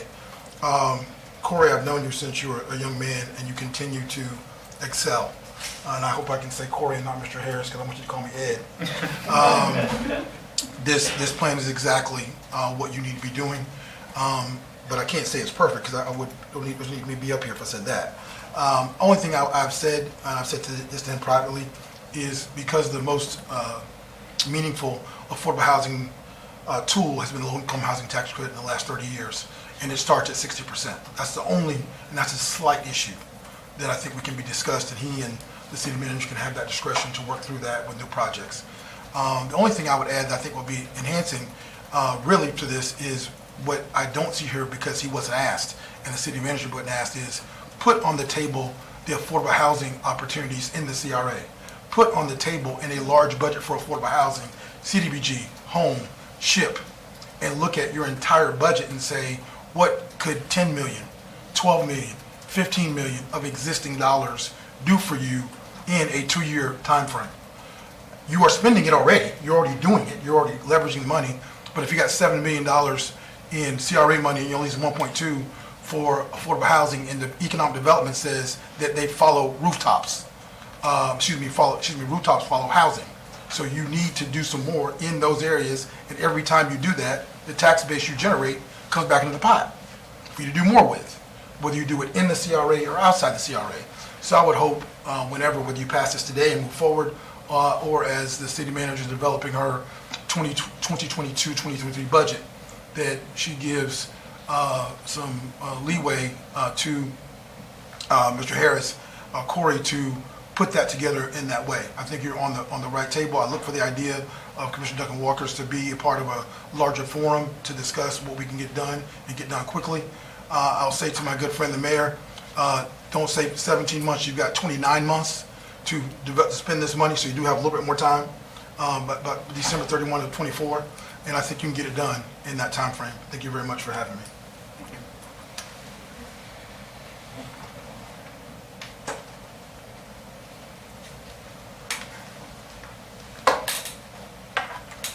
Tana Silva. I'd first like to ask if there's a way that the community can have a little time to look at the details of this. I mean, I just got it available yesterday afternoon, and the whole work plan is quite detailed. There's a lot to it, and I really appreciate the work that's gone into it. And it encompasses a lot more than, these 2 items. It's very broad, but I think the community hasn't had a chance to, look at it. And no, I'm not trying to dither or, delay or anything like that, but I think a lot of this is super important and needs a little more collective input. And I doubt that even you have, as commissioners, have had a lot of time to look at the details. Anyway, one thing that stands out to me, I guess, a lot is the tendency toward new rental housing. That's not really, the biggest, most impactful way to use the money, I would say. And like number one, I think it's a lot more complicated than it looks to just say, 30 years or however many years at 50% AMI. There are a lot of moving parts to that. It's very complicated, as I'm sure housing people know about. Then skipping down new single-family homes, same thing. That's a long process, and 80% AMI isn't doing that much good. The great need is the 50 and 60% and less of rentals that are in most urgent need. And that's something that, I'm just going to say it again. Really, this commission in 5 years hasn't really put a lot of energy into having, very concentrated efforts at housing. Number 3, it's a very small amount for owner-occupied rehab. It's almost nothing, really, compared to the need. And that was identified as Schimberg. Not only single family, but all of the, lower rent places and lower income people's places of affordable housing are the rehab of those and preservation of those is the most urgent need. That's going to have the most urgent effect. So please do not go forward with the housing bond. Please read the Forbes recent article called California Scheming. And about the rosy projections for these municipal housing bonds and what really is happening now in the bond market. The city's in a lot of debt already, and Thank you. and I think that just needs to be put aside for a lot further comment. Thank you. Anybody else?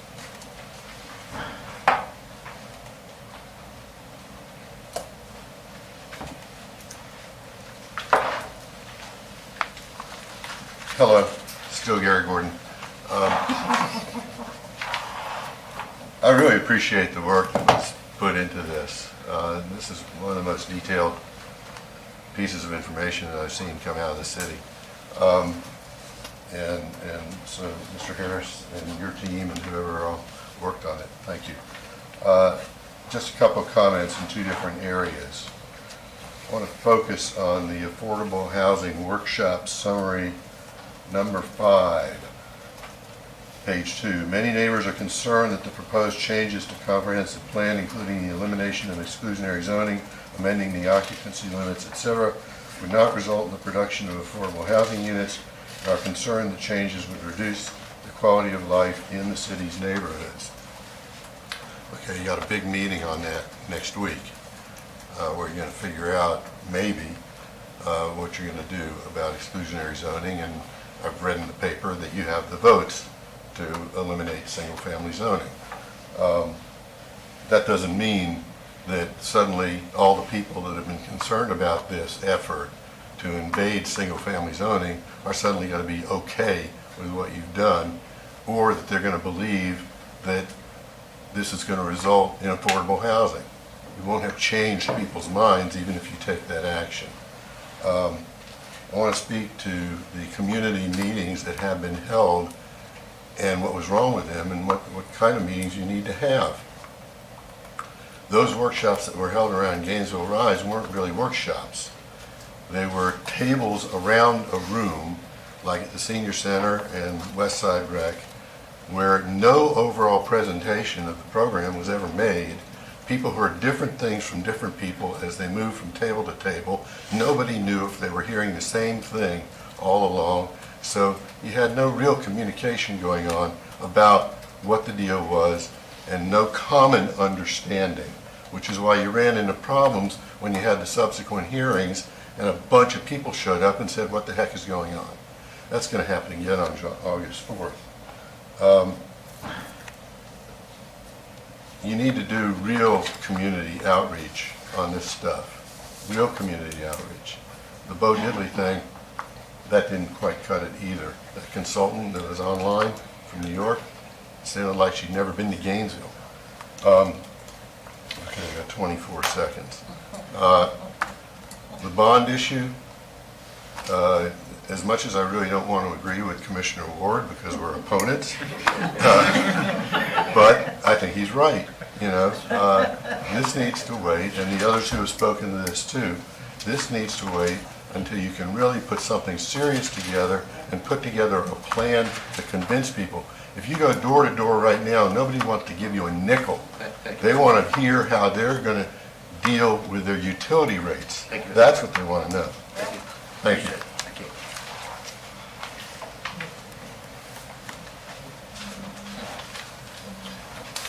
Good afternoon, John DeCarmine, Executive Director at Grace. I do want to congratulate Mr. Harris and also commend the city and the city manager for actually setting this money aside for affordable housing. It's not a direction that it had to go in, and I'm very grateful that it did. As pretty much all of you have acknowledged, it is not going to get us where we need to go, but this plan is certainly a huge step forward in the right direction and a great way to start to look at. I saw 20 different affordable housing programs referenced in there. If we can have all of those kind of moving in the right direction, we have some opportunities to actually get some good work done. Coming from the homeless services world, we have developed an expertise in figuring out what to do when we don't have nearly enough resources to help everybody who needs help. And the first thing that we do is triage. Same thing that's done in an emergency room. For that reason, I was very happy to see that we're targeting this. Many of the recommendations look at 50% or below of AMI. 30% or below AMI gets us much closer to solving the immediate crises that we need to solve if we want to see true impact on affordable housing. The data that was shown with 2019 dollars for area median income, 8,346 cost-burdened renters. I don't know anybody in the past 3 years for whom things have gotten easier economically. So I imagine that number is much higher already. Even if it was only 8,000, I'll say 7,500 for easy math. What we know looking at the court records is for every 3 evictions, one of those households becomes homeless. So if we're not solving this for those most at risk, it's the difference between homelessness versus we're out another $100 or $200 or $300 if we can find that. So the more work we can do to target this to 30% of area median income or below, the better off we'll be and the bigger impact we'll see, the most immediate impact we'll see on the lives of people here. 3 other quick points. 1, I love all of this except recommendation 9. I notice is an unfunded recommendation to increase capacity of nonprofit housing entities.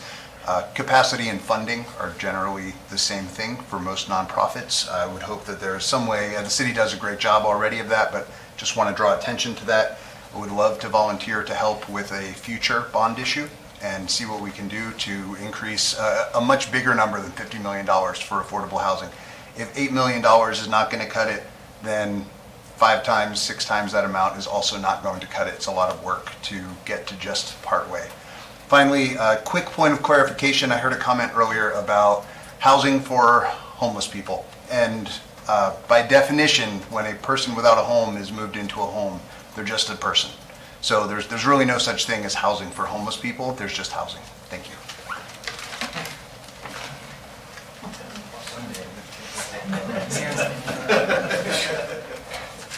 Hey, good afternoon, Chuck Ross.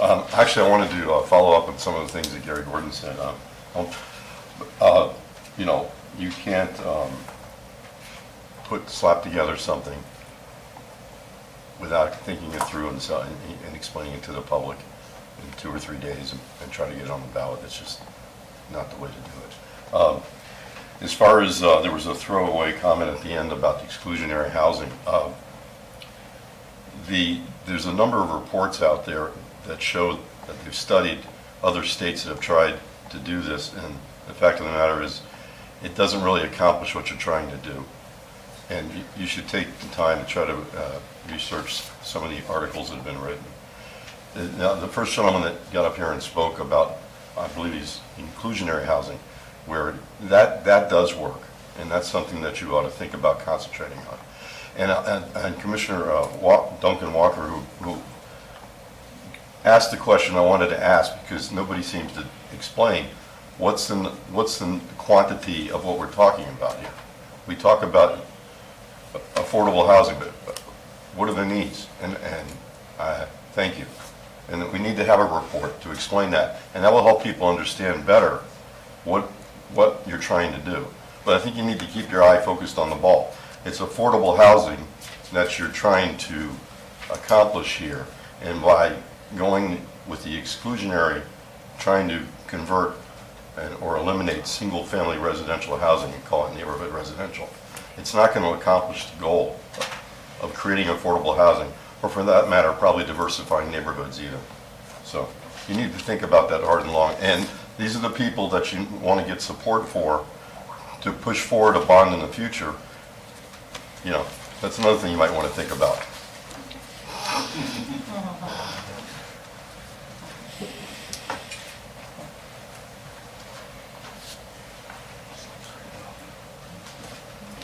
Good afternoon, Commissioners. Kim Tanzer.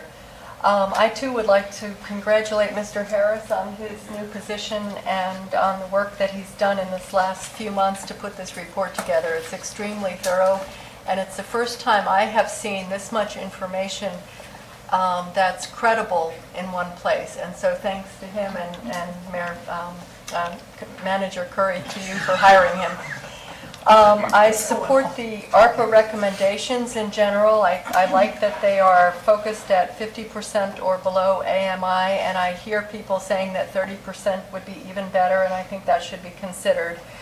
I want to encourage you to look carefully at the report SWOT recommendations, because they really detail what we do well and what we don't do well and what we can improve on. They're far more detailed than there was time to talk about today, but they're very helpful.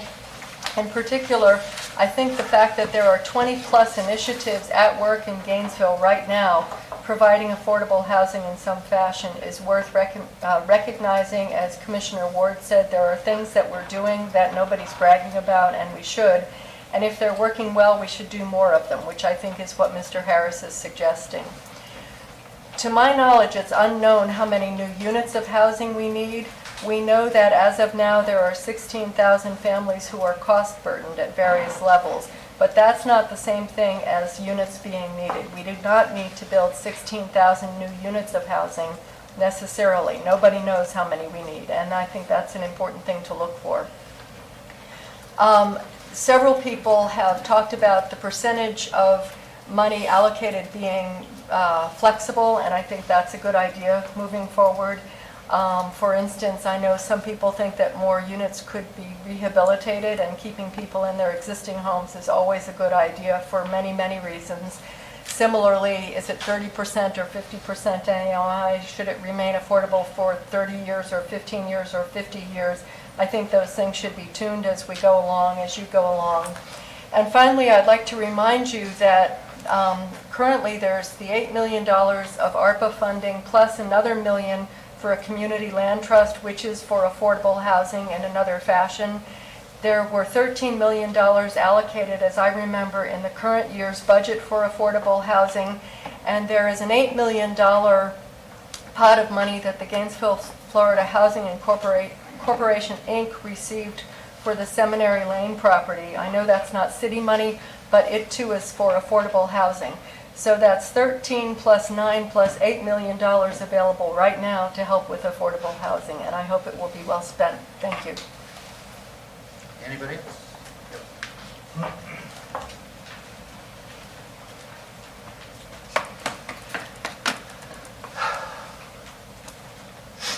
All right, well, good afternoon, Mayor and Commissioners. I'm Casey Fitzgerald. I'm the newly appointed or drafted president of a nonprofit organization, the Gainesville Neighborhood Voices. We formed this organization primarily in response to the pending comp plan and zoning changes that will cause myriad adverse impacts to neighborhoods throughout Gainesville, most immediately and dramatically in primarily black neighborhoods through greatly increasing the rate of gentrification. But when we pulled together the representatives of neighborhoods across the community, it quickly became apparent that there's a lot we could do to promote, protect, and enhance the social fabric of Gainesville's neighborhoods, and we are committed to doing so. We will say that the work plan presentations today are actually very uplifting. I agree this is a nice comprehensive start. We think that the affordable strategies discussed herein are tried and true and have been shown to work within reasonable timeframes. The fact that $8 million of federal funds are immediately available, and as Ms. Tanzer just mentioned, a lot of other funds I think are available if you all look for it. Maybe that would be a good priority for you all to do. And then a well thought out $50 million bond measure could be available in the future. Those are certainly both causes for optimism. So at first blush, our organization conceptually supports this work plan approach. We, of course, like others, want to give these strategies a thorough review and work collaboratively with city staff on other options before endorsing a specific package. We endorse the commission and the staff's recent efforts on this to date. We also sincerely encourage you to devote your attention fully to these types of affordable housing strategies and to develop a very defensible plan to secure future adequate funding.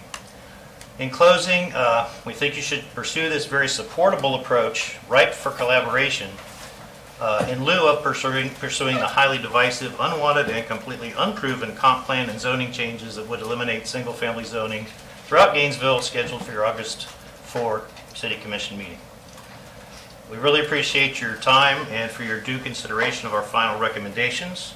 And since I have a few more seconds, let me just share with you the members of our leadership team for the Gainesville Neighborhood Voices. We have Monica Frazier of Spring Hill, Susan Maston, Richard Allen, and Naquanda Jah of the Duck Pond, Peggy Carr of Florida Park, Wayne Fields of Azalea Trails, the Reverend Ronald Fox of Porters, Kim Tanzer of Gulfview, and myself of Ridgewood. So it's a good cross-section. We're working as hard as we can together. We want to move things forward in a collaborative fashion in Gainesville with your all's assistance. So thank you very much for your time. Thank you. Anybody else? Okay, thanks for sharing your thoughts with us, everybody. We do have a motion on the floor. We're going to split it. So the first motion will be moving forward with the plan as. I just have a clarifying question. Go ahead. So the Mr. Harris, so on the money being allocated, it could be in a multi-income property, correct? Like,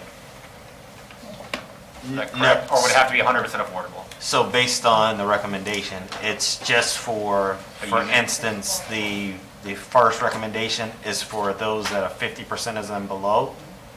All the money must be directed for those units that will provide housing for those 50% is and below. And then recommendation 2 would be 80% is and below for the home ownership. So I mean, like if that developer, we're subsidizing 50% of the homes, the other 50% could be market rate, or?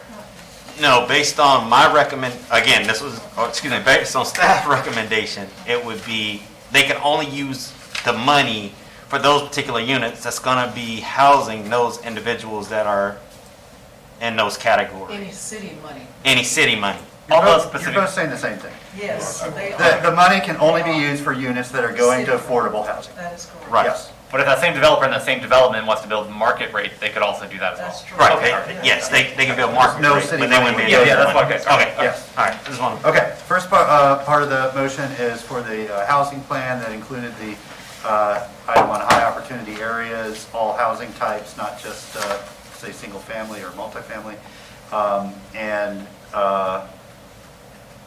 That's it. So all in favor of that motion, that part of the motion, say aye. Aye. All opposed? Passes unanimously. Second part is to ask the attorney to bring back an ordinance for a $50 million housing bond. All in favor, say aye. Aye. All opposed? No? That motion fails. Ariola and Hayes Santos were in the affirmative on that. All right, thank you all. Very good discussion. Appreciate it, especially appreciate staff for the hard work in this. Yes? Can we make it official? I want to at least make a motion to authorize staff to continue analyzing an affordable housing bond, and if it's going to be 2 years from now, so be it.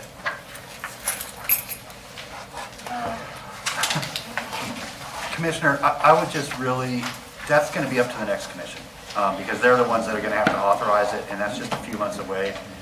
And so I would not want staff doing that work now if the next commission isn't interested in it, right? So I hear you, but I just think it's most appropriate to bring it back up in January. I'm going to bring it back up, because I think it needs to be on the ballot in 24, and I'm going to, so I'll lobby, I'll be in y'all's office. Okay. I'm going to ask for an appointment right now. Okay, we still got a couple items on our agenda, and I don't want to shortchange them. Go ahead. Could we flip the two remaining items? Mr. Gordon's right. What people are talking about on the doors is GRU bills. I don't want Okay, to miss that. Commissioner, I really need y'all here for commission comment, but welcome. Okay, I'm going to just keep the agenda. This will be quick. Go ahead, Chief, Madam Manager. Chief, Hey, y'all, we'd love to invite you to stick around, but if we can hear your conversations up here, so if you want to have those, just step out in the hall. We'll welcome you back whenever you're done. Chief, go ahead. Oh, go ahead, Manager. This should be short. It's just, the debt program and where we are. Okay, just to follow up an update on the cadet program. Since our last meeting, our last presentation, we've met with all the entities involved, the Career Source Center and the Santa Fe College. We met with Dr. Brody and Ms. Marty. We are in agreement on how we're going to proceed. We have a draft MOU prepared, and it will be forwarded to the city manager's office for review. Once that's done, we will be sending that out to be signed. We hope to have all that codified within the next 2 to 3 weeks at the longest. We have already we met as a group and outlined what we the common core of the program. We incorporated such things as English and writing, math up to Algebra 2. Also, first responder. So all the participants will be given a 40-hour course on becoming a first responder. We thought that would be valuable throughout the organization. We have a list of qualifications that we have. We expect the most important thing was the disqualifiers for folks. We wanted to make sure we outlined that, and because they were different at different levels, different things for police and fire and for utilities. Right now, we're busy trying to get everything laid out for the Career Source Center to begin the advertising and assisting us with that. We're working with HR, city HR, to coordinate that and trying to make sure that we have everything in place. But we're moving on pretty good. We would like to have had that done by September. It won't happen by then. We will have it done no later than, I'm guessing, November, possibly October. Okay, thank you. I appreciate that. Need a Yeah, go motion? ahead, Commissioner. Yeah, there's a motion to authorize the execution of the MOU. Yes, move to approve the execution of a memorandum of understanding between the participating parties subject to approval by the city attorney's office as to form and legality. Okay, motion is second to approve the recommendation. Any members of the public will speak to the motion? Okay, back to the commission. All in favor, say aye. Aye. All opposed? That motion passes unanimously. Thank you very much, Chief. Thank you. Up next, we have an update on GRU's customer service. Mr. Cunningham.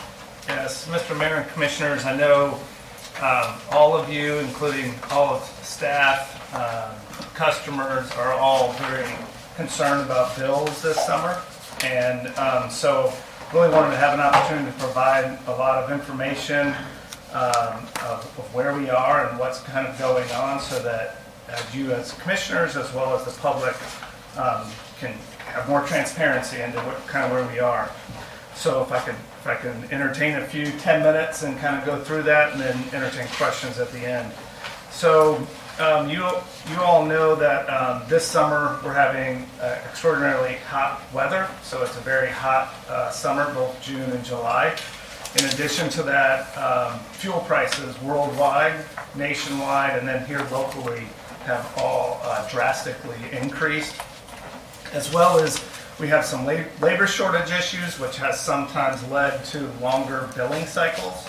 So in a certain month, you may have more than 30 days billing, which contributes to that. That is adjusted the following month or in future, but that could lead to a month of much higher bills. Again, these problems are not unique to GRU. These are utilities across the state of Florida, across the nation, and even across the world. On top of that, as we all know, prices of everything is going up. Whether you go to the gas pump, you go to the Publix, you go to other places, prices are up. And so that's had a profound impact on our customers, our neighbors, and residents around. And so what I wanted to share a few things of what GRU is trying to do to be proactive about this reality and be helpful specifically to customers. And again, some detailed information that helps kind of contextualize it. So one, I was just going to introduce Kenzan Hutchinson, our Chief Customer Officer. He's here as well, and as we go through this and there's questions, he may come up and answer some of those and engage with some of those questions as well. So one, just to kind of put facts to the reality, last June, the max day of heat was 93. This June, it was 99. Last June, or compared to last June to this June, we're about 5 degrees higher throughout the month of June. And so the results of that is folks are using more electricity to cool their homes, and that has a pretty profound impact on bills. In addition to that, as I stated, the fuel adjustment. So trying to say this as plainly as possible. So fuel in the utility industry is what we call a pass-through cost. So what does that mean? So what that means is whatever GRU is paying for fuel to generate power, we pass all of that cost directly onto the customer. And so we have what's called a fuel adjustment that every month is looked at to see where we are to what we're buying in the market. And just to give you some specific information, natural gas has nearly tripled from last summer. So we're paying 3 times as much for natural gas. There's a lot of reasons for that. I think there's debates over those reasons. You know, the Russian-Ukraine conflict, coming out of COVID in the world supply chain, other things happening in the world. But the reality is it's nearly tripled. And so our fuel supply, we use about 2/3 of our fuel supply is from natural gas to generate power. The vast majority of the remaining of it is through our biomass plant. Right now, our biomass plant is significantly less expensive to operate and run and generate power than that natural gas because of those high prices. But we still have about 2/3 of our fleet that's in that. And so it demonstrates an importance of fuel diversity as markets move and change. And for us, with the biomass plant right now, we're at least keeping prices down from that perspective.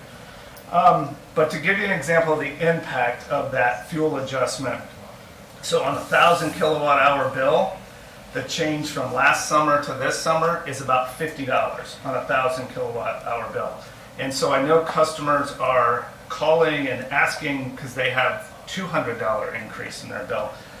So the vast majority of that increase is really due to extra usage of power. The fuel adjustment absolutely has an impact. And if you're a 1,500 kilowatt, then that's $75 change. So the fuel adjustment does have a real impact, but usage has an impact as well, and sometimes much more profoundly than the fuel adjustment. So what we've been trying to do, starting really in November, but really focusing this spring, has been to try to really educate customers. We knew this was coming. Fuel prices were skyrocketing throughout the spring. So we've been through many channels, including the web, websites, social media, direct emails to customers that give us their email address, bill inserts, just different ways to communicate that this is coming, and that the main short-term thing that can be done to have an impact on your bill is reducing usage. There are no other knobs that are short little fixes than reducing usage, and so we've really tried to get out there that message to be prepared as we come into this time. But I know there's so much information flowing into us in the current culture and society. It's difficult, but we're continuing to try to get that out there of tips, ways that folks can do that and reduce their usage. So I want to talk specifically about some of the things that I categorize it as turning over every stone. What is everything we can possibly do to help and assist customers? So number one is really encouraging customers to call GRU. 352-334-3434 is our customer service line. And what that allows you to do is really get access to a lot of the other things I'm going to talk about here that can help with that reduction in usage or help with their bill. Visit our website. So gru.com, we have gru.com/energy savers, gru.com/save energy, gru.com/fuel adjustment. Those are all resources that very plainly lay out ways to reduce your bill or explains that fuel adjustment and how that works. In addition, we work and partner with a lot of local agencies. And so just to name a few, Central Florida Community Action Agency, City of Gainesville Housing, the CWC, Catholic Charities, Salvation Army, Habitat for Humanity, Elder Care, Gainesville Community Ministry. These are just a small list of many others that we partner with. And so those agencies really some of them provide direct help on your utility bill, that help you just pay the utility bill. Some of them do help with improvements to your home that then translate in reduced energy usage. And so again, really encourage folks, there's a lot of ways to get in contact with those people, and we have their numbers. Or if you call customer service, we'll be able to provide those resources as well. The other thing, and a big program for us, and the City Commission made an action this year with the ARPA money, is to fund the LEAP program, the Low Income Energy Efficiency Program, as a way for people to have a pretty dramatic and profound impact on their home and how they use energy, doing home improvements that can drastically reduce utility bills as well. So we can still continue people to sign up. We have those funds over the next couple of years. And we're doing more right now. We're probably almost more right now than we've been in the last couple of years. And so there's a lot of activity there. Encourage customers to do that. We've also continued to have an extended time for disconnects. So they used to be years ago, 21 days post your bill. If you haven't paid your disconnect, that is at 35 days. And so we've tried to give that additional time.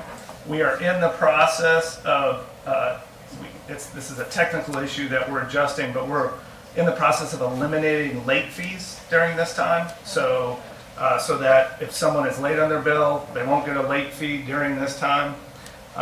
We're also working on, we have a 24-month deposit for higher risk customers where you have a 24 months that you have to have a deposit. We're looking at reducing that, and again, some of this is technical issues. We're looking at reducing that to 12 months. So if people are paying their bills and in line for 12 months, that we'll release that deposit back to them so they have those funds in their hands. Let's see, so in addition to that, some of the things we always have in place, again, call in 352-334-3434. We have extended payments, like where we can extend the time before your payments due. We can do installment payments, so you've racked up, a bigger bill, and we can have installments over a long period of time. That, again, if you call in customer service, they can help with some of those programs. The challenge, obviously, with some of those is you still owe the bill. And then the next month you have another bill coming. So acknowledge that it's helpful, but there are challenges. And so some of those partnering agencies may be a better way to kind of get to a point where you have some relief. The other thing is, in terms of, just to give an example, because I think it's important. Sometimes we hear, oh, well, if you turn your lights off and you do this, you'll save money, but it feels like pennies. To give you an example, if turning your air off when you leave the house, adjusting your thermostat, trying to get closer to that 78 degrees, and I know when it's hot, we want to go lower, but getting that closer to the 78 degrees, adjusting hot water heater to 120 degrees, that's kind of a set it and forget it thing. If you can get it there, as well as just shortening showers, fixing leaky toilets. Just some of those things, on average, you'd save over $1,000 a year on your utilities making some of those adjustments. And so those are examples of things. We have a lot more examples that we try to share with folks if they call in. The last thing I want to touch on and then kind of open up for questions is there's been a lot of questions about, well, basically, GRU, do you have a savings account? Can you pull out of a savings account and utilize those funds? So there's two different main funds. One is the fuel levelization fund. If you have a surplus in that fund, you can pull that surplus down to lower the fuel adjustment. We don't have a surplus in that fund. The other thing we have is what's called rate stabilization, which is part of our reserves. Rate stabilization, there's a lot of challenges and almost, you almost can't do an idea of taking out of rate stabilization to adjust the fuel. Essentially, you'd have to raise the base rates accordingly if you did that. And in addition to that, there's tax implications. And so pulling those funds, we'd have to, even City of Gainesville, the state of Florida, we'd have to get those taxes back because that was from a taxed use of the base rates. And so for those reasons, that's not really an option. It's the fuel levelization fund. And again, the fuel levelization fund has already been drawn down. So we're really catching that up and paying for the fuel as that comes in. So I know I haven't touched on anything, and I can talk for an hour about this. And I do want to assure you very humbly, staff is committed daily to what else can we do. We realize the impact to customers, and we realize it's more than just utilities. It's everything in our economy right now.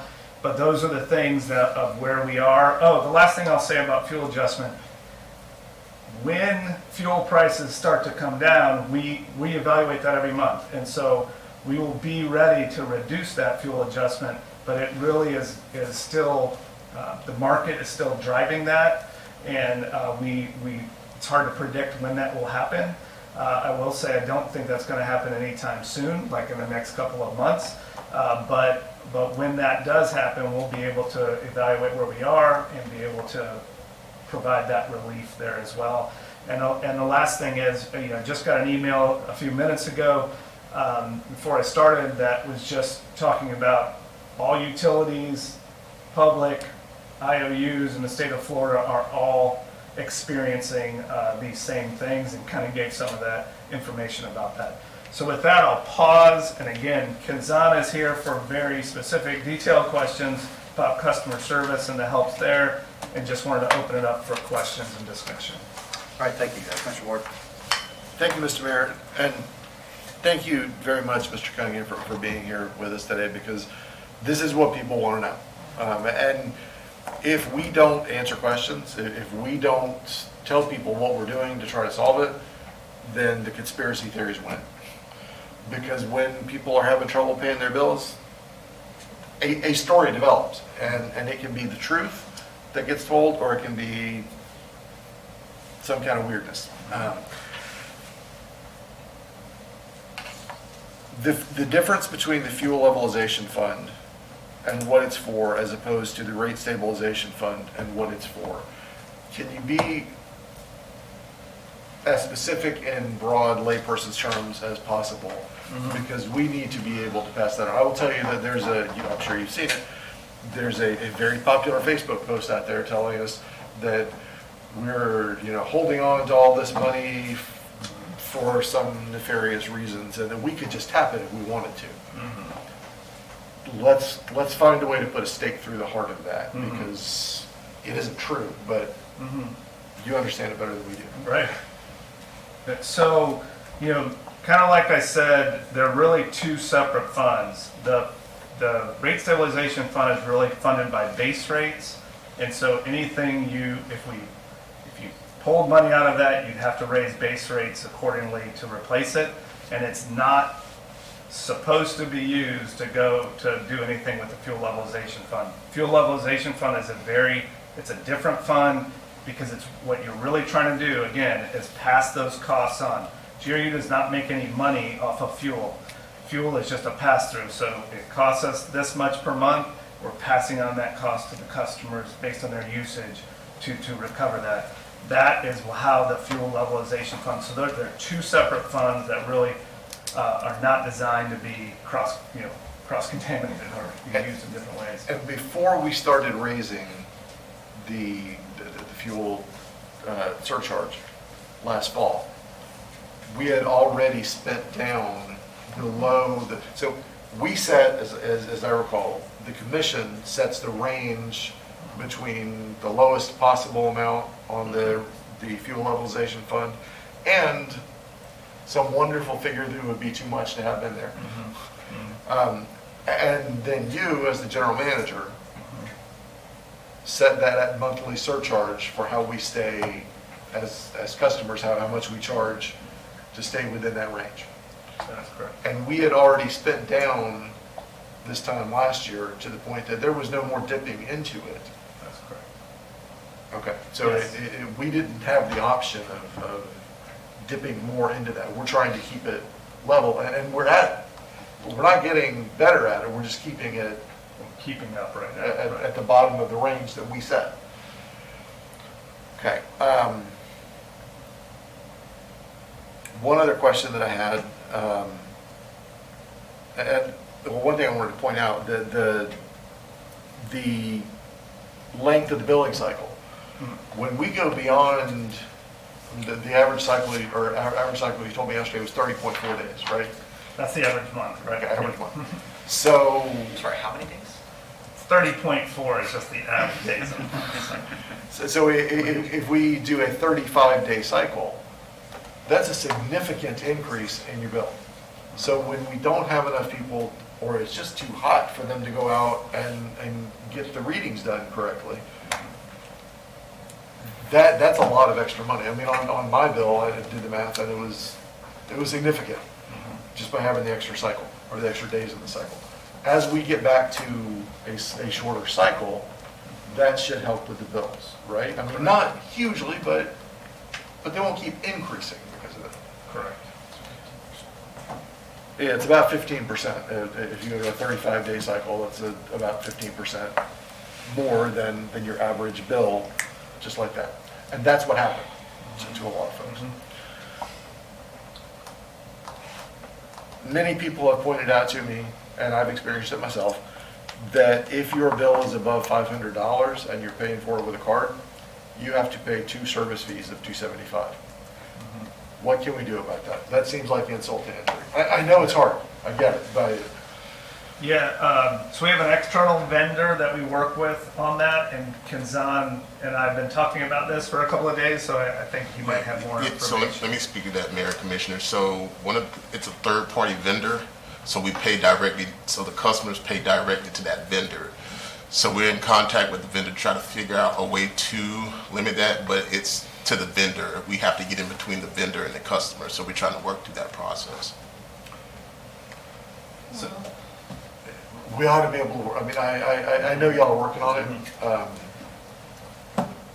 But gosh, I mean, when we tell people, not only did we increase your bill a lot, but, oh, by the way, here's an extra $275 that you have to kick in. Right. It's not a lot of money, but it stings. So whatever we can do on that, that would be, if somebody's logging in to pay their bill and they're already kind of up here with it, and that extra little bit, that's what pushes some folks over the edge. So whatever we can do is certainly helpful. And as aforementioned, we have to work through the contract that we have with them, because there's contractual binding things that we have with the third-party vendors. So we're trying to work through that process to see what we can do for customers at that point. Mr. Mayor and Commissioners, the other thing that I would add is, what's happening with all utilities, especially throughout the state that we always interact with, is we're all bouncing off ideas. Everyone's facing the same thing. So we're all bouncing off the ideas of service fees, disconnect, whatever they are, of what's the best way to help customers through this time and navigate through the next couple of months, especially when it's hot. And again, I know it's hard to hear, but the most profound impact that someone can do for themselves is reduce water or energy usage to have the most profound impact on their bill. And so there are a lot of strategies out there. We're trying to communicate those, get those out to people. The other thing I will mention, Kanzan, the area he's responsible for, also they do energy surveys. So someone will come to your house, look at ways that you can reduce usage in your house. It's a survey. They're going to tell you the strategies to do it. It's not that they're going to actually do those fixes, but they'll be able to tell you, hey, here are some things. Your insulation here might not be quite where it needs to be, or other things. And so that's just another tool. And again, calling customer service to kind of leverage these things is really a really good first step. I will balance it, because otherwise, Kanzan's gonna kind of get me. We are in rush, so we are at a peak time of move in, move outs, people coming into our community. Customer service is getting a lot of calls right now, but we also realize the criticalness of this topic, and so we're also trying to do as much as we can there to make it so that wait times aren't as long. And so I just want to encourage people too, the website has a lot of this same information as a first stop, as opposed to maybe holding on a line for a while to get to a person. So again, on those things, I'm just trying to be very realistic of where we are and what we're facing, and hope that that's helpful for our customers and everyone. So. And Mayor and Commissioner, I do want to mention, we talked about LEAP, just some numbers for LEAP. Last year, we were around about 75 houses. We've completed 95 so far. There's 110 that have already been through the process of the application process, and then we still have 50 in the hopper for us to actually complete the process. So we're trending really high with that project, that LEAP program. And Tony, I want to take a slightly different pass at rate versus fuel levelization. The whole purpose of fuel levelization, fuel prices change daily. Daily. So if there was not a fuel levelization fund, GRU would be adjusting people's fuel adjustment every month. It would be, some months it would be high, some months it would be low. And the whole idea behind that is that over the course of a year, ideally under normal circumstances and historical circumstances, that you don't change it at all. Fuel prices go up a little one month, we have a little bit in the fund we can draw down, they go down the next month, we can replenish it, and on their bill, people don't see that change at all. And that's what people generally want, consistency and stability, right? The rate stabilization, the purpose of that really is an emergency fund. Base rates pay for the operation of the utility. And so if there's a hurricane, if there's a massive catastrophe and people all of a sudden aren't paying, that there's no revenue coming in, we have that fund to keep the utility operational for a period of time until we can recover. So they're very different. And if we were to start tapping rate and then something would happen, it would, well, first of all, our bond rating agencies would have pitchforks and torches and be on our front doors. But it would put us in an incredibly high-risk situation. I'm looking at the auditor back there, she'd be waving us off. You can't do that. That's like incredibly high risk. So they serve different purposes. It's just, this is such an extraordinary circumstance that the fuel levelization couldn't come close to do it.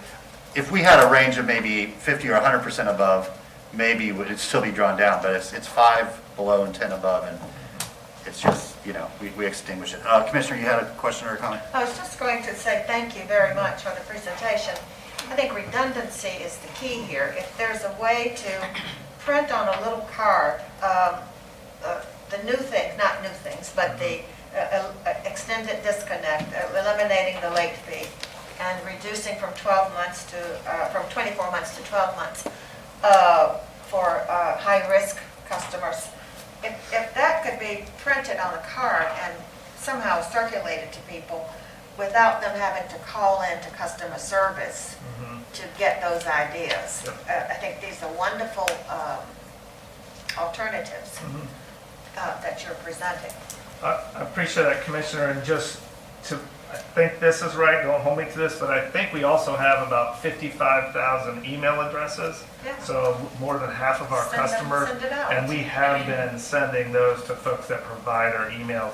And I guess I will plug this time, if customers provide their emails, it's much easier to get them information directly, such as this. And then the last thing I will say, I know this doesn't help your July bill or your August bill, but as we get AMI into place and we have a lot more, the customer will have a lot more information more timely to be able to see where their monthly bill is trending and be able to make adjustments, as well as our ability to send alerts and things like that. I guess I just want to mention, we have some longer term solutions. Obviously that doesn't help this summer, but we understand the challenges that this has, and we want to make sure these aren't challenges that we're always facing into the future. And then finally, I had an energy audit or energy survey done the other day, and it was very, very impressive. They gave me lots of ideas. Because I had a bill that gave me heartburn. Thank you. Yeah, Commissioner, nobody that's ever received one of those was unsatisfied. I mean, literally, everybody I know who's had that experience come out, they've been really appreciative of it.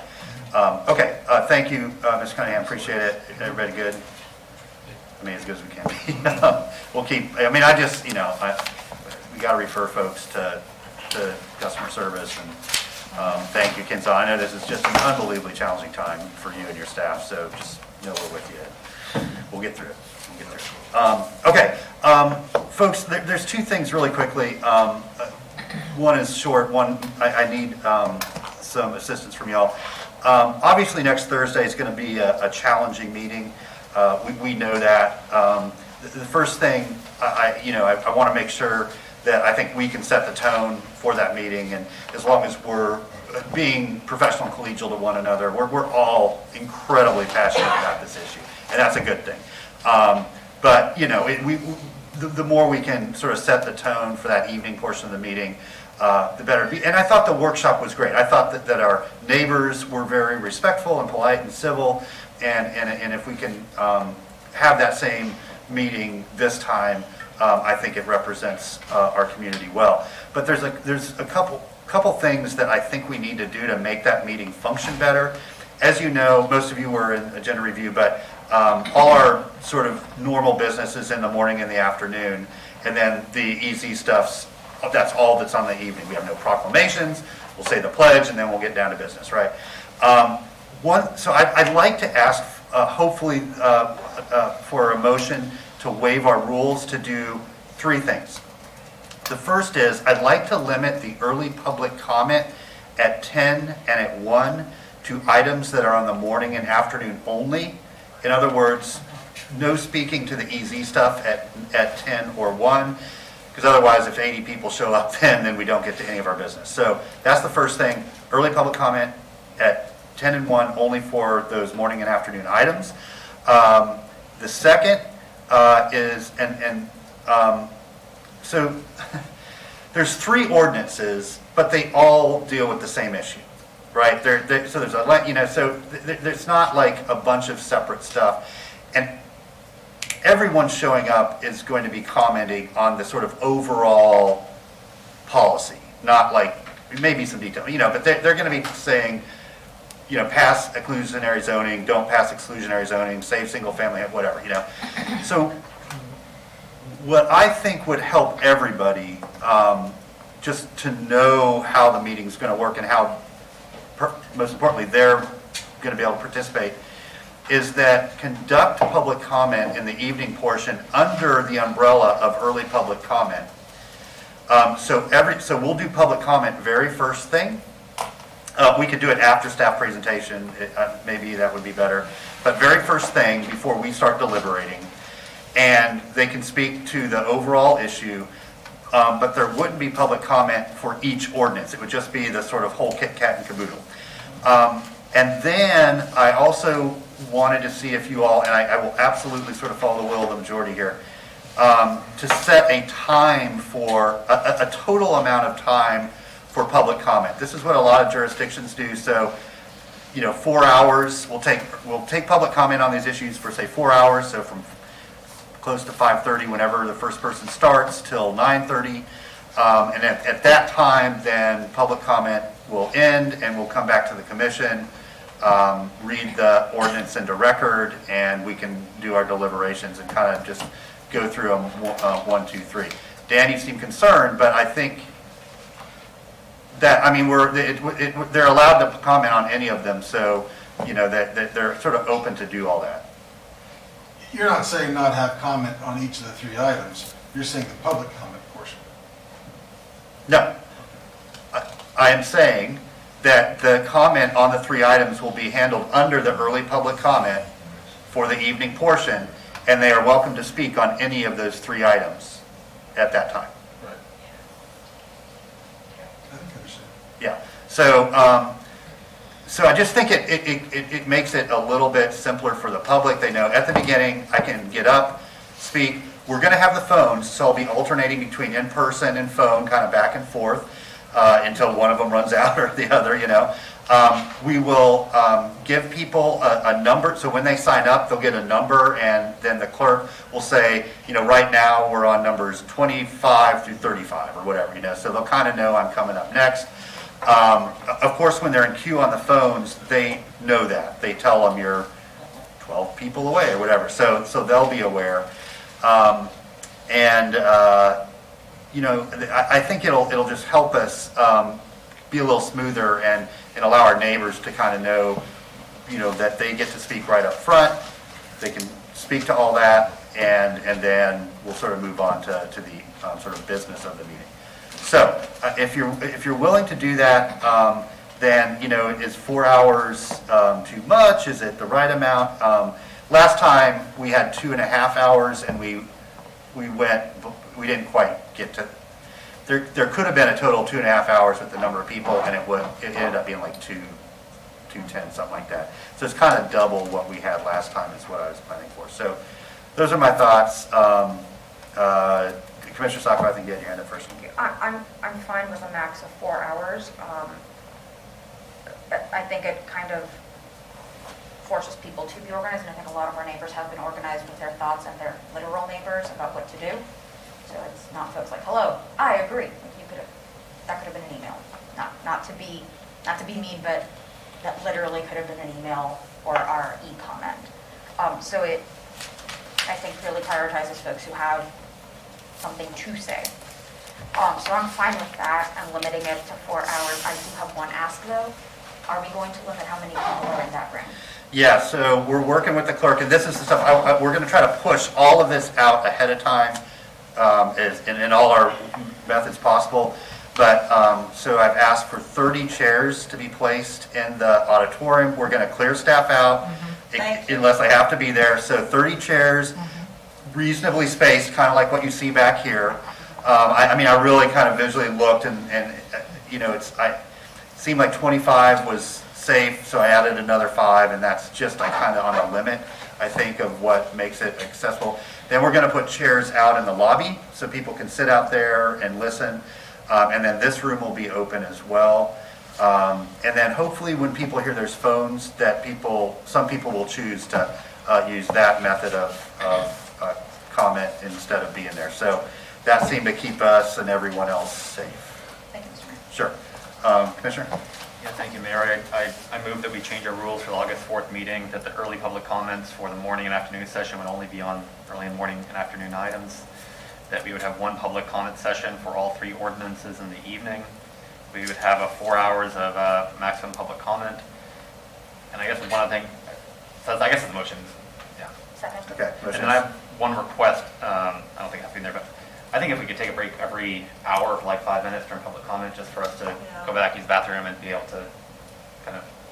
Sure. Sir, we'll stop the clock when we do that. But yeah, I'm all for taking some periodic recesses because we don't realize how much energy it takes to sit there and be attentive, you know, for long periods of time.